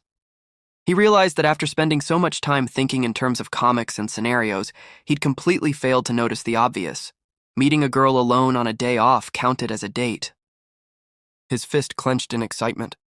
His first date. He practically skipped down the street, smiling to himself before suddenly stopping again. What was he supposed to wear? He didn't own any proper clothes for something like this. Would his school uniform be acceptable? At least it was neat and familiar. Wearing something uncomfortable might make things worse. Just as he thought he'd made up his mind, a group of girls nearby caught his attention. They were whispering about a terrible first date one of them had recently gone on. One asked if the guy was the one in the photo. Another replied yes, and added, laughing, that he'd shown up in his school uniform. They burst into laughter, wondering how anyone could do something so embarrassing. According to them, the date ended after a single cup of coffee, and they never met again. Their voices faded as they walked away, leaving Kang Lim standing there in silence. His confidence wavered. And suddenly, choosing what to wear felt far more serious than he ever imagined. Kang Lim glanced down at his school uniform and felt irritation rise in his chest. No, this wouldn't do. There were only 2 days left until Sunday, and wasting time wasn't an option. He rushed home late that night, barely stopping at the door. As he kicked off his shoes, he suddenly told his sister that he needed her mirror. She was, as usual, stretched out on the couch and immediately refused. But he didn't even pause to explain. His mind was already made up. Turning to his mother, he urgently asked where the box was that stored his old clothes. She looked at him in confusion and asked why he needed them so suddenly, while his sister stared at him like he'd finally lost his mind. The next day, the blonde girl was holding her phone, frowning slightly as she spoke. She said she didn't understand why Kang Lim had suddenly called her out of nowhere, only to ask her to help him choose clothes. On the other end of the call, Kang Lim was sitting in the middle of a disaster zone. Clothes scattered everywhere, folded piles overturned, hangers lying on the floor. He pleaded for help. After all, she was a model, and he honestly had no one else to ask. He just needed something appropriate for a guy his age. She smirked and replied that she didn't know much about men's fashion. Still, somehow, she clearly knew more than he did. Panicking, Kang Lim raised his voice into the phone and said he needed the answer urgently, by tomorrow. That finally caught her attention. She asked why he was in such a rush, and why this had all come out of nowhere. Kang Lim hesitated before awkwardly replying that he had plans to meet a friend and wanted to look presentable. The blonde paused, thinking. Then she casually began brushing her hair and said she'd help him. First, she asked if he'd already picked out any outfits. Kang Lim replied that he'd narrowed it down yesterday and had selected a few sets today. If none of them worked, he'd probably have to go out and buy something new. A message soon popped up on his phone. She explained that even if he had to shop, there were plenty of decent options, especially for teenagers. He could go with a street style or casual look, which would be safer. Dressing too flashy might make him look ridiculous, and going overboard to impress someone was never a good idea. She added that Korean men's fashion was actually quite strong, and minimal styles could still look clean and attractive while saving money. Kang Lim's head started spinning. It felt like his brain was about to overheat. Trying to keep things simple, he told her he'd just sent photos and asked her to choose the best option out of the three. The blonde opened the images. Her expression instantly stiffened. 3 photos stared back at her, and all of them were equally terrible. She didn't even bother hiding her reaction. With complete honesty, she said it was absolute garbage. Staring at the screen in disbelief, she genuinely couldn't understand how anyone could look at those outfits and think there was something worth choosing. And that's where we'll end today's chapter. Kang Lim has survived time loops, death, and destiny itself, but what awaits him next might be even harder to face. This isn't just another incident. It's the start of a major turning point. If you want part 2, let's set a small goal. 500 likes on this video, and I'll upload the next part as soon as possible. Until then, the story pauses right here. So subscribe and turn on notifications, because this story is far from over. Until next time, keep watching, keep enjoying, and stay tuned for the next chapter. Thanks for watching.